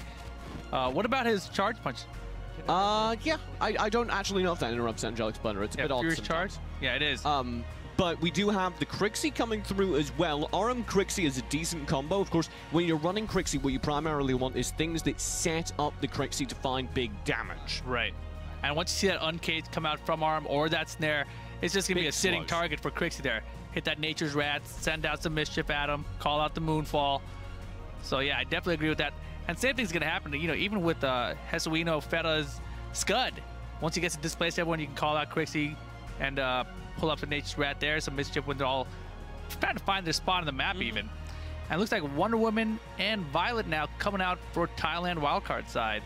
So now they've got an Omen, a Zenial, Wonder Woman, and a Violet as well. Yeah. Looking pretty strong, pretty tanky. Fun fact, currently Arum, or actually heading into today, Arum had a 66% win rate across the 3 matches she'd been played. A little bit lower today, maybe? Yeah, it would have been lower today. So I'm actually interested to know what that's about. I suspect it's not because Arum's a bad character. It's because, like in this draft, you have to sacrifice so much to draft her. You need to let your opponent kind of run away with the draft in order to get that first pick. And if your second pick is the kind of double tap of Omen and Zenial, I think you're set. Right. And this is kind of crazy. Now, South America actually getting both Crixie and Alice, which we've seen be such an effective team together today. We saw it earlier with NA. We saw it just a second ago in our last matchup. And closing out their picks with Fennec. Okay, so Fennec is an odd character, because we haven't seen, for instance, we haven't seen nearly as much Fennec as I think we have. Right. But the other thing about Fennec is they've really only been run by the Chinese team, and the Chinese team run them very, very well. The primary advantage of Fennec is if you get those Thief's Mark, the passive, applied multiple times onto a singular target, you can explode them. Yeah, tons of damage comes out of it. That Chain Hammer Cyclone, pretty good by itself too. You just place it and let it sit there, right? Yeah, so what South America needs to really worry about right now is damage to their backlines. Fennec only has 1 dash. Crixie has none. Alice is vulnerable to focus. If at any point during these team fights, Thailand wildcard gets into the backlines and is able to murder those glass cannon characters from the back, it's over. But how do they get that far in? Well, I'd look to the Wonder Woman, the Liliana, the Omen, as very, very aggressive, penetration-focused characters. Then you have the Violet, who doesn't need to commit to these team fights because ideally she's staying mobile on the backlines, pounding in damage. From far away. And that's exactly what Kit's going to look to do. They need to very aggressively shut down the Violet at the start of these fights. Yeah, I really like the picks that came out of South America here. There is the handshake between the captains. This is going to be game number 1 coming up between South America and Thailand wildcard. And just to run down the teams against South America, they've got Crayon Alice, Jesuino Farah on Fennec, Myth with Crixie, ZRK with Arum, Takiyu with Scud, And on the Thailand wildcard side, we've got Liliana coming out for the Drui. We've got Taos with the Wonder Woman, KSSA support with Zenial, Kit with the Violet, so effective in jungle as you mentioned, and Romeo with that Omen, always so effective. It's going to be a pretty hard matchup for them. Yeah. Romeo, once again, coming into today, off of the one match they played, he had a 3.25 KDA. Wow, that's insane. And he is, like I said, he's one of the superstars of this Thailand wildcard composition. Yeah, keep an eye on Romeo. There's no other way to say it. And especially on the Omen, he's going to be the player you're really looking to dive in and shut down the back lines. Yeah, so a little Furious Charge coming out there early. Letting Omen know that he's going to be paying attention to him. And KSSA, with that Zenial, going to be looking for him to cause a lot of disruptions later in the fight. I know you're a big fan of Alice these days. What are you looking for from the Alice Cray here? Oh, I mean, I just like to see an Alice that's causing a lot of stunts. It's just stunning people with the sunshine whenever you're around. Like, it doesn't even matter if it's part of a team fight. Just make them think about always, just slowing him down. So every time you get hit by one of those sunshines, you're always like, you know, that wasn't fun. I don't want to be here. That's actually exactly the words that go through my head. Every single time. And there it is. See, Sunshine and Drui right now, he's like, man, I hate this game. You know, but he loves it, obviously. He's competing here. I think his thought was, man, you know, that wasn't fun. No, exactly right. The Mischief now poking him too. As we mentioned, the Alice comp with the Crixie at the same time, just so annoying to deal with. And it works very, very well. We talked about how the matchups would have to work into the Zenial, shutting down the Zenial Angelic Splendor. You can actually see that Zenial's currently playing Roam, because not hard committed to any lane. Yeah, and he doesn't really have to. And you can see here the 4-man rotation from South America up top. They're trying to cut off that farm up ahead. And now Drui trying to cut him off too. I like the lane cut. That will give them an opportunity to pressure the top, and they're putting a lot of effort into cleaning out that jungle. Yeah, and that Uncaged that time sending Taos, cutting him off. And back up here, we've got him pushing up this top lane again. This time, though, Thailand wildcard have 3 people present. This is going to be an even fight, and South America are suddenly no longer interested in taking it. Yeah, and we're at the 2-minute mark now. So we see the Dragon is going to be spawning. And you see the teams are now rotating back towards the bottom half of the map. Yeah, that was why that rotate towards the bot side began. You can see South America gave up on the top lane, but Romeo, that all-impressive, oppressive player, is still there and still pushing lane. Yeah, he's content to sit up there all day. And right now you can see South America coming in for this Dragon. Taos, though, sitting around. He's got the vision. Watch the Fennec is a very good killer of this dragon, given the Thief Smart passive. Moonfall will come through from Myth, primarily from zoning. Taos comes in with the bracelet, and he's unable to find the stun. He'll successfully retreat for now. Yes, this is a good start for South America. They're able to secure their first Abyssal Dragon and take a small gold lead here early. Romeo coming on down, too, to trying to cut him off. And Taiko gets out. We were talking a lot about how Romeo was controlling that part of the map, but Taiko actually managed to get the wave balanced. That tower has taken no damage, and he returned to the fight. Yeah, very nice stuff here. And as you mentioned, that Zenial, he is roaming around. He doesn't care where he needs to be. He hasn't been forced to use his ultimate anywhere yet, so he's just happy. And you can see now South America, they're rotating back around, trying to get more gold by maybe potentially rotating to bring Kindred Spirit Sentinel as well. And so far, that gold is directly even, so the Spirit Sentinel does make a difference. And here we go. It looks like they might be cut off here. You have to be careful as they try to close it out here. Yeah, they don't go for the close. Taiku hard split. Death Embrace will land. There's the Wild Beast Fury just stalling for time, but there is not enough time in the world. First blood will be collected. Yeah, that was beautiful. The Uncaged came through while that Death Embrace was there. He had nowhere to go. Nowhere to hide. Nowhere to run. Prey and Myth do have a place to hide, though, behind that Hissy Fish in the top lane. Yeah, that Hissy Fish, of course, so good at zoning out your opponent from pushing in on a tower. And right now, though, they still have some trouble up there in that top lane. No one's there to defend it. The minion wave is coming back. And Thailand, they've got 3 players up there. This is what happens when you let a Violet chew on your tower. Goodbye, first tower to Thailand. This is your tower on Violet. Bot lane pressure. Oh, is that going to stun? Yeah, nice pressure, because Taos has to go forward to avoid that Uncaged. Of course, the final tick the most dangerous. Yeah, beautiful stuff, though. Thailand, they're aware of all the ultimates, staying out of it, not taking much damage on the tower or anything. Yeah, it was very well played by Taos. He doesn't, I think I definitely reflexively fall back once I see all those projectiles coming in. That gets you in trouble. You want to be able to play forward, narrowly stay between the Chainhammer Cyclone, which is, of course, providing massive damage stacks, and the Uncaged. Yeah, and here you see that Uncaged came through with that Death Embrace. Look at Taku, he's just trapped there. There's nowhere to go. And Romeo securing the kill. Oh, the damage! I don't know how you stay alive in the middle of that. You don't! The Fennec almost does. Moonfall will come through. Mid finds value, but he's currently chained in by the Death's Embrace. The Angelic Splendor's coming through as well. South America are falling. However, they do have a turnaround. Taiku hard commits to the back line and manages to stabilize, slow down the fight. They only lose one more than their opposition. Yeah, just a 2-1 in favor of Thailand, but Thailand also getting the tower in the mid lane as well. So now they've got a 2-tower advantage and even more of a goal lead. Very nicely done by South America to stabilize, though. I do like that from them. They're definitely the underdogs, so small victories like that have to be noted. Without a doubt, they are the underdogs here, but now it looks like they are going to be rotating back to the Dragon, or at least setting up for it after getting that Seagull. You can take a look at the gold lead currently. It is in favor of Thailand, and if they're able to get this Dragon, it will be significant. Yeah, and you can see right now, South America, they're well positioned to try to contest this Dragon. I don't think they want to or can, given the levels. Yeah, definitely not. That Dragon easily going in Thailand's favor, and now the goal lead over 2,000.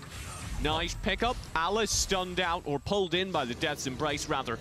Yeah, Thailand, a little conservative that time. They didn't want to go in on her.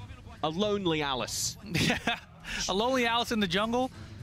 And that's good to see, because it shows that Thailand still definitely have done enough damage. They're scared to full commit onto what could be a trap. But it's also ideal to focus out that Alice like that. Oh yeah, without a doubt. So I really like that they didn't engage that fight, and now South America looking to maybe rotate up here towards this Omen. You can see several South America players kind of waiting in the brush around this Dark Slayer, this Omen. Romeo in the top lane. We've pegged him as a focus. CRK, though, he's the primary focus for now. He'll be pulled in by the lasso and executed. There needs to be quick movement from South America. That was very nice. Tao's landing, that braces the submission, gets a stun, and then lassos him back in before he could get away. And this is going to be yet another tower for Thailand wildcard. And I think they might have revenge. Romeo's caught out. His Juliet is Taiku, but they've split up. Yeah. It's a rocky relationship. Yeah, it's not how it works out. Families don't agree. And there you go, yet another one, man. 2 towers in a row. These towers just falling. We're at the 7-minute mark, and Thailand already has 4 towers down in a 4K gold lead. If only Zhao were not born a Thailand World Cup player. Yeah, definitely. Poor Romeo. That's a script. Romeo will survive, though. And as such, they're still doing very well compared to the South Americans in level, particularly in this top lane. Taiku will fall. ZRK is there to try and contest, but all he can really do is the Aramis zone, and it's requiring all of the South America players to hold on to that tower, which means there's going to be pressure elsewhere now.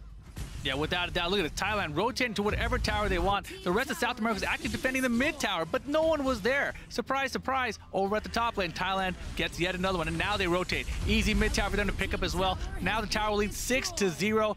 Thailand wildcard starting to run away with this one.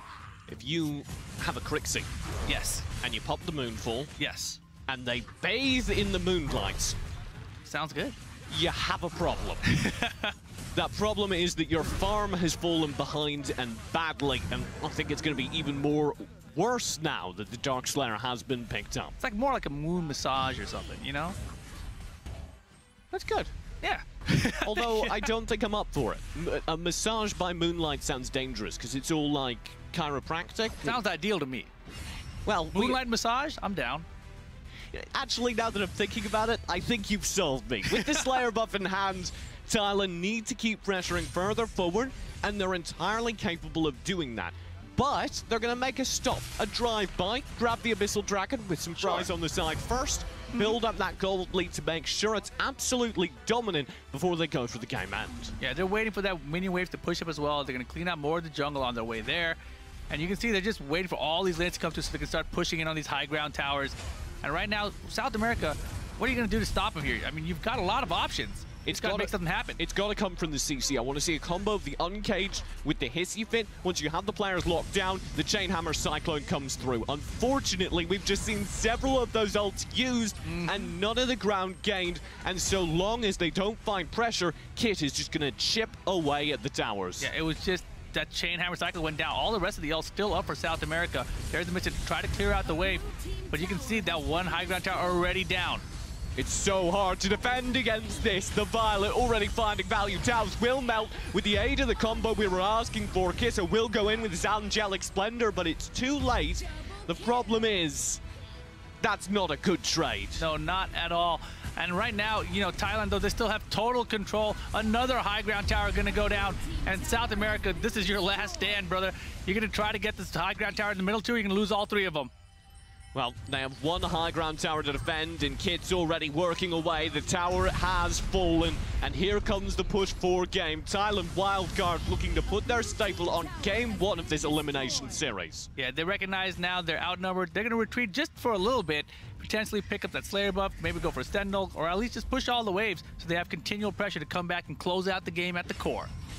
So actually, both of the wildcard teams have occasionally struggled to close out games. The mark of the dominant team in any region, like the North American team, Allegiance for a good comparison, is the top team is typically the best at ending games. That's a very interesting stat. And you can see right now, Thailand wildcard working their way through the jungle. And it's going to be so hard for South America just to even fight back here. You can see the Violet over there on Kit going back. He's going to solo that dragon, no problem. Give us even more of a gold lead. It's over 10K. We're at 11K gold lead, so 1,000 gold per minute lead. It's over a 10K lead. That Violet's almost at 10K themselves. That's almost 9,000 gold on the Violet alone. Yeah, Violet's got to not compete here. Make it a 4 or 5 just to make it even, right? But look at all of the super minions coming down as well. Super minions, 3 of them accompanying each Thailand wave.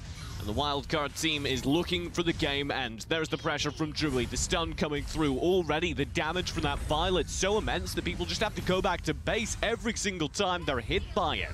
Yeah, and a lot of beautiful sunshines here landing everyone, but they're just getting pushed further and further back. This should be it. Yeah, Game Thailand coming up. Kit will poke away. Surely one more good hit. The wave is clear. It's taking a little bit too long. Druid commits to the damage as well, though. And with the aid of the Liliana in Fox form, the base will be scratched to death. Game 1 to Thailand wildcard. Thailand wildcard making it look easy. South America just really didn't have anything rolling for them. I don't even think they got a tower, did they? Poke and top lane. They got some poke and top lane. Is that what they got? Yeah. Don't you said? Okay. They had a good top lane in the beginning. Romeo was start. Romeo was being held at bay, which is nice enough because we did talk about how good Romeo was. But yes, Thailand wildcard are looking strong for that second part, the second seed in the group. Yeah, and you look at Kid here, 6 out of the 8 kills on the entire Thailand Thailand team, and Romeo the other 2. Could we see damage percentage for Kid? Oh, we're gonna. Oh, just for Kid? Oh my God! Interestingly enough, Drury with 7 assists. I thought maybe he was just doing poke. Liliana's oftentimes get a lot of assists because of the wide radius of the shining light. That's that big burst of AoE. He actually does 37% of his team's damage. Yeah, even more percentage damage than Violet did with Kid. But man, that blinding light underneath the bush at the end there was so much damage to it. And you can always see that when one team gets out far ahead, you'll see things like this. Yeah, Taku getting caught out there with that Death's Embrace, going down, of course he is. And then the river fights, you know, this Moonfall just not doing a whole lot of damage early for them. And everyone getting caught out. It just was not a good start for them at all. Yesterday, Kit in the jungle, the Violet actually had the highest gold per minute of any player that played so far. Wow. I don't know if that's still true today, but coming into today, Kit held the title of the highest gold per minute. I mean, when you start off a game and you go 6-0, that's going to help your gold per minute as well. This is a short game. He's just a very, very, very good farm, and you can see why the man's got some tractors. Yeah, he just farms heroes. Yes, maybe that's the answer. We're like, oh man, he's got super efficient jungle routing. No, he's just got super efficient kill routing. Right. How'd he do in his KDA at least? I can actually check that, but it'll take me a moment. Sure. Hold on. While you do that, I'll give you the post-game breakdown. Thailand, you see it there. 8-2 and 22. That was their KDA. Total gold, 12K lead almost. Just significant. 9 towers to 0. Perfect stuff. Kit coming into today had a 2.33 KDA. It's pretty decent. Yeah. But it does highlight, given his gold gain was so high, that is just very, very efficient farming. And that's good for the entire team. even if most of that gold that he's picking up is going just onto him, you can see, especially in this game where there's that much of a gold lead, that gold benefits your entire team because it's taken from the entire opposing side. Right, and I believe right now they are going to be getting ready for game number 2, and I think they're actually going to be swapping sides this time around. So Thailand wildcard going to be going over to the blue side, and South America going to be on the red side. I don't know if that changes things for the teams. Nope, but most teams tend to prefer taking the blue side when they have a chance to. And we've seen, I'd actually love to see the win rates for blue versus red side. Yeah, I would too. Because I saw during Valor series, there was some stat I think that favored the red side significantly. Really? Which surprised me. Surprising me, just you saying that right now. And I'm doing this from memory, I don't have this on note, but I remember it differed wildly depending on the region. Wow, So okay. it would be interesting to see the results of the global competition. I suspect it's pretty evenly split. Yeah, I mean, I'm very curious about it. It should be evenly split, right? Just the way the picks and bans work in terms of order and how many you get. So, I mean, you can see here we talked about the coaches earlier. What do you think South America has to change up here? I think they frankly had a decent draft. They didn't really do a great job in the team fights of leveraging their backline characters. We saw especially that Crixie, one of the highest damage characters in the game right now, I'm sure doing very well in overall win rate.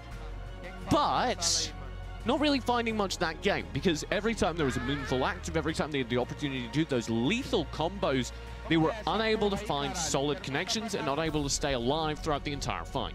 Yeah, and you know, we really thought, or I really thought at least, that the Alice Crixie combo is going to be effective, especially throwing Arm in there with an uncase on top of it. I thought, you know, if you could chain all those things together, you know, you could get something good going. But as you mentioned, we just never really saw it all come together. And that is so difficult to do. I know South America's a newer team. Having that level of coordination, even in normal, ideal conditions, is difficult. To have it against one of the best teams in the world is intimidating and nigh on impossible. And so much of that comes down to the current meta, which I think very much favors characters that can disrupt team play. Characters that can disrupt team play, such as, like, Scud? Yeah, Scud's a good example, but I more focus on people like Alice, characters that can dive in and change the field of the battle.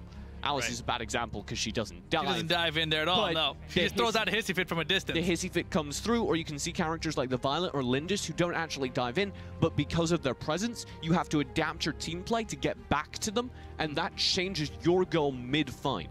You may go into the fight with a plan, but the second the Lindis pops out of the bush, you have to go, all right, guys, we need to dive that Lindis. Right. And only the best teams can make that call and make it cleanly in the middle of a hectic team fight. Yeah, very difficult to do, but you see the first bans coming out now. It's going to be Omen from the Thailand wildcard side. Interesting enough because, you know, we know that the Romeo loves to play that Omen. And then South America getting their first ban put out on the Man of Steel Superman. And a second ban for Thailand wildcard going to be the Malik. Have we seen a Malik yet from South America? That's what I'm wondering. I know South America play very good tanks. I suspect they've run the Malik in the past, but it's just a very good solid ban right now. Malik's a very powerful character, and because he's not nearly as dramatic as some people like Teamy, he gets kind of slept on. But every fight he's in, he does big value. Without a doubt. And the Zenial ban now from Thailand wildcard. Zenial coming through as one of the most effective top laners, split laners, because the ability to Angelic Splendor instantly into a fight. And speaking of those all-powerful tank characters, you're going to see Aram removed as well. The Teamy pick, though, for Thailand wildcard. South America leaving it on the board with that Lindis ban, perhaps. I mean, they're running out of choices here. Yeah, and that Teamy is so powerful. I classify Teamy as the best support. It's close. Alice is up there. Alice is up there. Yeah. But I think Teamy does all Alice does and more, because the number one thing Alice does very, very well is she can protect your backline. Teamy can bring your backline back from the dead. He has unholy powers of resurrection. But they do come back not at full health, right? I mean, they come out with some damage. All a lot rituals have some amount of sacrifice involved. I think it's great to bring your heroes back, but it's questionable sometimes. A lot of times I feel like when I've seen the Team being a Bro Ultimate used, people come back to life, they get resurrected, but then they're immediately cleaned up again because they've already lost the team fight in the first place. Well, it is very much situation dependent. Sure. And the best ones are the team ults that manage to save their ally, that manage to resurrect a key DPS player from the back line. And then also bring back the fight. Speaking of key DPS, though, we do get South America locking in both a Rourke and a Flash. Yeah, very nice picks out of South America. Their Flash has been a consistent pick from them throughout the boot camp and everything. So I'm really excited to see this Flash come back. And now they're thinking about Fennec and the Joker. That would be odd to me because none of this is frontline. To me, I look... There we go. Nice swap. I would like the Arduin much, much more. This composition, though, still seems paper thin. Yeah, I mean, they still have a last pick. What would you like to see back there based on what they have currently? If you could lock in a Grak, maybe that could make up for the amount of dive you're going to have to stop. But to be frank, Grak's so difficult to play, as we've seen from various teams that have picked him because he's meta. If you don't have a good Grak player, you can't make him work, and he's worse than most other supports. How about like a Chognar then? I'm really not. I know you hate Chognar. I'm really not a fan of the Chognar. You can run him if you like. I think there are other tanks I would prefer more. Wonder Woman might be picked up by Thailand wildcard. I'd like a Wonder Woman over on the South America side. And I'm sure they would as well. Romeo. How about a Zill? Looks to lock him in. This Zill is fun. We haven't seen a Zill in ages. But he's quite fun in the jungle. But we're not getting one. We get a Slims, not a Zill. You got excited for a moment thinking about it. This is good because both Slims and Fennec are in this game. Yeah. So I can just play off whenever I mess them up. Yeah, you can be like, yeah, there's Fennec throwing his flying spear. No problem. And I especially like the fact that we still get this Crixie. Oh, Lumber. Yeah, that was a good choice for what you were thinking, right? You didn't mention him, but that's a better choice maybe than you'd like over Chognar. I didn't mention him, but I like him. Right. The big thing with Lumber, of course, is it's very easy to get over-aggressive. If you can land your CC, though, Earth Splitter is a major team fight ultimate because it's very long. It is the longest of Earth Splitters, which means if you're at the back of the fight and you're, say, a Crixie, thinking you can hover out of range and rain in damage from the Moonfall, that Lumber ult can still reach you and toss you up in the air a little bit. Yeah, combining that with the Rend out of the Arduin sounds like a pretty good combo in itself, too. The authentic San Francisco experience. Oh, yeah? Earth Splitter followed by a Rend? Earthquakes, mostly. But... Gotcha. I mean, you know you're in Los Angeles right now. We have the San Andreas Fault here, too. Really? Yeah. That's like a whole California thing, isn't it? That's why it's going to break off into the ocean, they say. I'm on board with that. We got an island. And I think Thailand Wildcard might be ready to plan their vacation as well. Because this looks like a great draft for them. And as a reminder, if they win this, they're guaranteed to go on to the quarterfinals. Without a doubt, here we go. Looks like they're going to get into it in just a second. But here is the compositions for both teams. Thailand Wildcard going with the Crixie, the Wonder Woman, the Teamy, Slims, and the Scud. And over on South America, we've got Fennec coming out with the Flash, Arduin, Lumber, and Rourke. This one going to be interesting. I'm very excited, in particular for the Rourke. We haven't seen any super effective Rourke play yet, but he's been hyped up a ton. I want to see someone make him work. Yeah, I mean, I think we talked about it a little bit earlier, but Rourke has one of the lowest winning percentages here at the World Cup. And that's because he's been played a lot, and none of it's really, I feel, come through. People are very prepared for him to be powerful because of him on the live server, but none of it's converted just yet. Yeah, and a little KSA Pooty Poots on Cray early to start things off, but still the Spear couldn't follow up there from Kid. And now they're disengaging, but man, KSSA, he is being really aggressive right now. Potentially getting caught out here by the Rend, getting popped up. He's got the Pooty Poots. That's a nice little speed boost. You can zoom away from trouble. It used to be much more effective, of course, at that. The post-nerf Teamy is still a very speedy boy.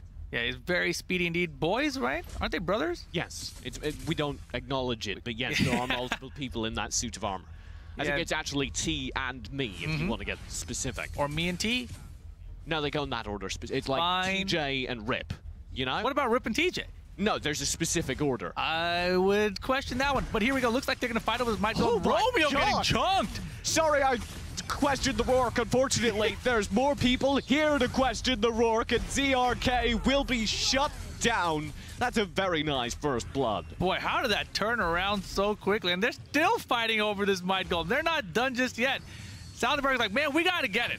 We can lose ZRK, but we got to get the Might Golem. The problem is it's been a bit of mixed coordination. You could see Cray wasn't quite aware they were sticking round, and as a result, they're not able to thoroughly punish anything or go for any major plays. Yeah, but Thailand wildcard now. 3-man rotation back to mid. 1-3-1 overall on the map, and Taku just trying to farm it up right now. We haven't talked much about it. We've seen quite a bit of Scud here at the Valor series. I think people are very big fans of him because of what Thailand and the region of Thailand did with him. He's got a 16% win rate coming into today. 1-6 or 6-0? 1-6. What? Wow, I really thought he was doing much better than that. Yeah, so did I, but he's just not really achieving many of his goals, and I think other characters, other tank characters, are simply better. And you see the first dragon there going out to the tower side. They're going to dive on the tower for Nice Taku, and they get him. Very nice lasso. And it will pick up an easy kill. Cray needs to hold this for South America, but Romeo's just dancing through the middle of them all. Yeah, he's got to dance back to the top lane, though, because Rourke is poking at his tower already. And Rourke does do a lot of tower damage, not as much as he does on the... Okay, never mind. Yeah, you see him just walking away over there. I'm mixed up because Rourke on the live server actually stacks his passive onto the tower. Right. So you can see those Rourke's 2-shot towers. Tournament server, that bug has been fixed. Very nice. So he's not nearly as effective. Yeah, Thailand right now, all of their heroes, level 4 or higher, just Cray behind a little bit on the South America side. Speaking of dance moves, that was a nice little dodge of the chainland, seeing it coming and spending the rampage preemptively. And ZRK, does he know Romeo? He has no idea. He's able to bully Romeo back, though. Even on the tournament server, Rourke is still a force to be reckoned with, particularly if he's able to get out ahead, spend his ultimate, and take a sustained fight. Yeah, that power glove did so much damage to him. Well played there, and he's nice retreat, too, back to his tower after that little engage. Yeah, you can see Romeo's not really interested in taking a solid fight. He just wants to poke and back off. And Thailand here looking for a bush gank to get the nature wrapped into mischief into the moonfall, and boom! That will be an easy kill. Nice combo. You know that if you find the stuns within the moonfall, you're basically guaranteed the pick. Yeah, beautiful stuff there. Mid-lane pressure still coming through. Myth with the mark punches trying to dive Crixie. And I do think Flash is the answer to Crixie, but maybe not with this level difference that's being built up in favor of Pooty Thailand. Poots all the way under the tower, and the follow-up with a flying spear. Oh, ZRK's not quite able to find anything, and now he's in big trouble. Myth pops the Cyclone. He's focused on Kit, but he gets nothing. They all survive. Unfortunate there for South America. What an impressive dive. That Pooty Poots, the teamie, they are making it work right now for sure. Myth and Cray are both nearby. They're trying to work their way back towards the fight. You can see that Abyssal, in the meantime, was slain in favor of South America. That will help with gold deficits that are building up against them. But this is the effect of a real man's gold deficit. Yeah. Man, Thailand now, 2K gold up. They're going to try to get even another tower. We're just 5 minutes into this first game, barely, and they are running away with it. More Pooty Poots for you, too! And that's big damage. A double kill surely picked up. Kissa, I've never had so much fun hearing you say Pooty Poots. It's so much fun to say it. We don't ever get many teamies. He's always banned. And that's why you could find this big AoE stun opening up the fights and shutting down multiple players.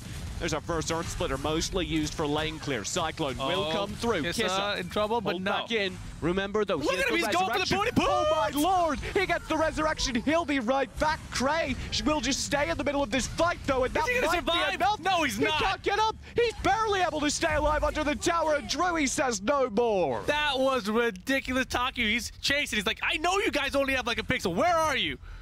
I don't think he can find them. He needs a compass. He needs a compass. Oh, man, he is lost here. Look at the survive.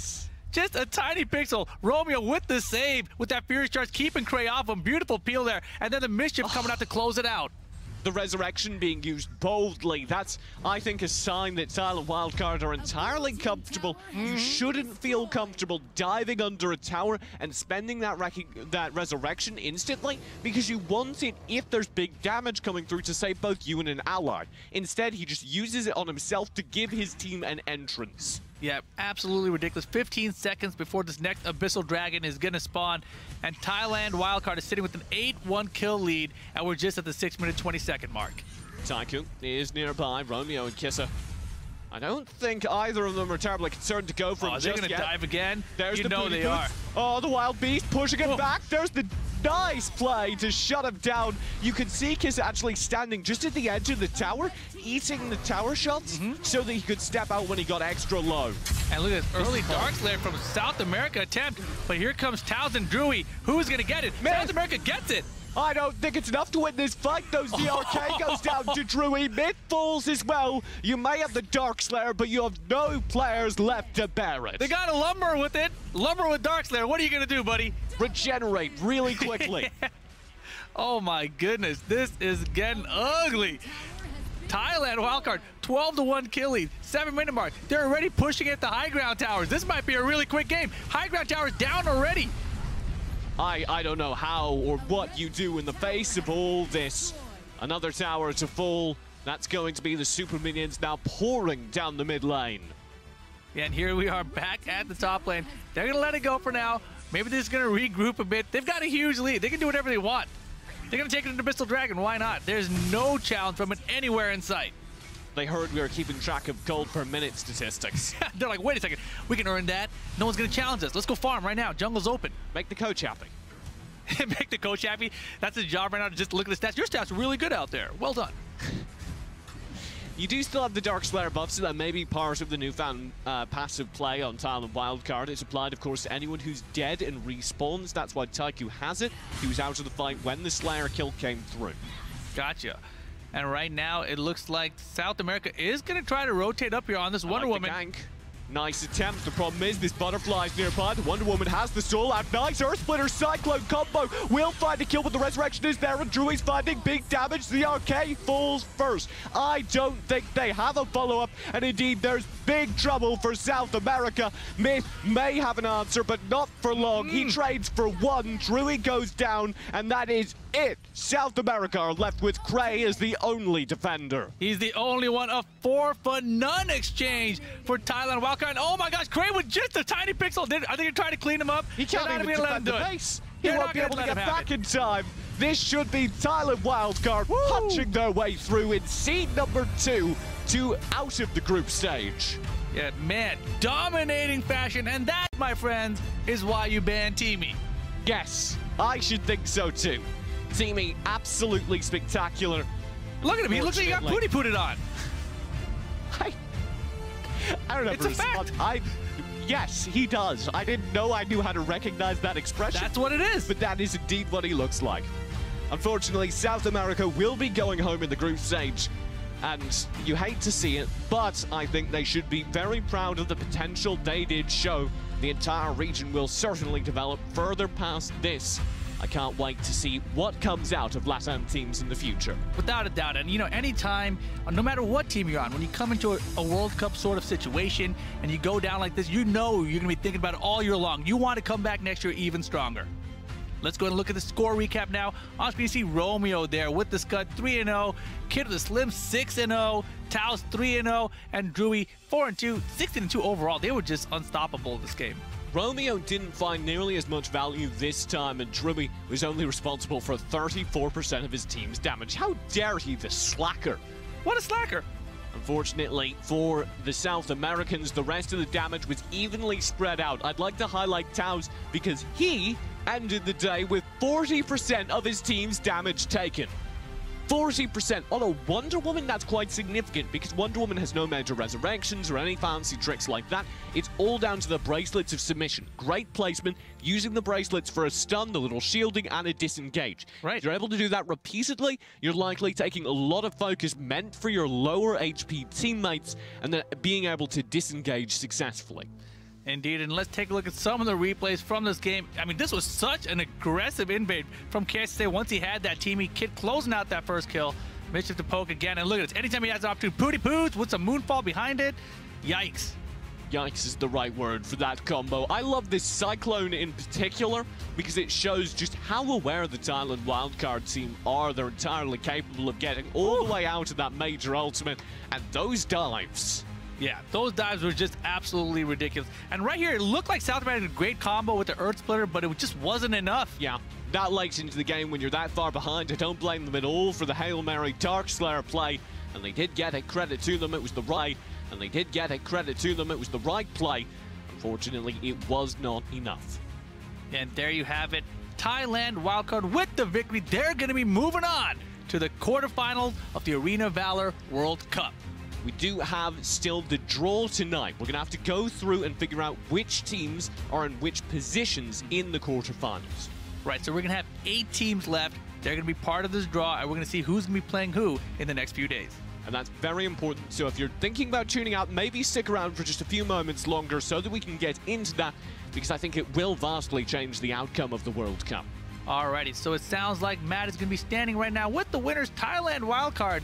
Let's go ahead and send it on over down to Matt. Yeah, indeed. Thank you very much, Rip and TJ. Yes, this is indeed going to sort out some things in the World Cup. We will do that draw just after this, so don't disappear because you'll find out who's going to be playing who in the quarterfinals.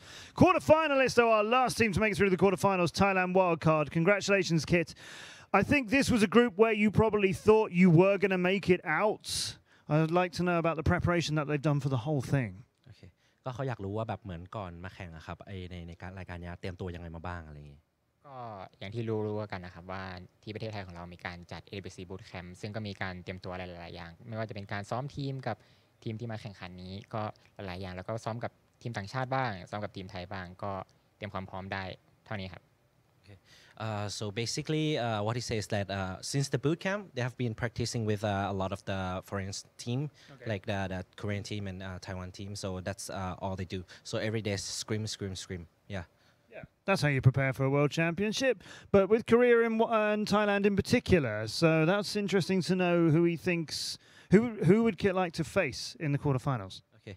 ก็ในรอบ8ทีมสุดท้ายที่บอกเมื่อกี้อยากเจอใครครับที่สุดเอาจริงๆแล้วก็อยากจะลองแก้มือกับทีมไชน่าอีกรอบแต่เหมือนจะเป็นไปไม่ได้ครับก็อยากเจอที่สุดก็น่าจะเป็นไต้หวัน So actually, if possible, they actually want to face with China again because they want to take some revenge. But yeah, because the rules cannot pick off the same group. So who they want to face is next is Taiwan Chinese Taipei team. Chinese Taipei. Okay, yeah, you won't be able to face China yet, but you might get them later on in the tournament. We'll find out very soon. Congratulations, Kit. So, our 8 quarterfinalists are all determined. Next, we're going to mix up who's going to play who. There's a draw. Don't disappear. I'll bring you the results of that. Before we do, let's go back over to our casters. Just talk a little bit about the action we've seen today. Thank you very much, Matthew Lee Andrews. It's been a spectacular day of play. And we're just going to take a look back at the standings and then go through each of the games. We'll close things off tonight with that group draw we've been talking so much about. Right here you see in Group A, Thailand coming out #1 with the 4-1, and North America securing their spot going 2-2 in the group stage.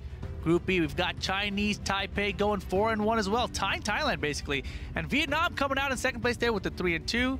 And then Group C, 4-1 for Korea. Chinese Taipei wildcard 3-3. Group D, China 4-0, the only 4-0 we've got. And Thailand wildcard 2-2. Let's start things off by going back to that match 1 because it was a fun one. That was where the bald eagle reigns supreme, soaring over the competition as America punched out into the second place in dominant fashion over Singapore. Yeah, we talked about it earlier. Rest and Sleepy really showed up today. They came to play, they got the job done. And the story of this game really was the towers. You know, like the kills were very close, but NA did such a good job of taking all of those towers down. And I was very impressed by that. North America managed to demonstrate that they've grown a ton as a team. Our Legions have always looked clean. Here they looked superb. And I was very excited as well to see this combo. Alice, Crixie are so good together, and Sleepy looked spectacular this entire set. Yeah, this was the first time today that we saw this combo. And this I remember Tainted getting caught out there after landing that mischief. And you know, NA was doing just so well. I was so impressed with them. When they played against Thailand and all of those matches they had, Thailand, of course, the #1 seed.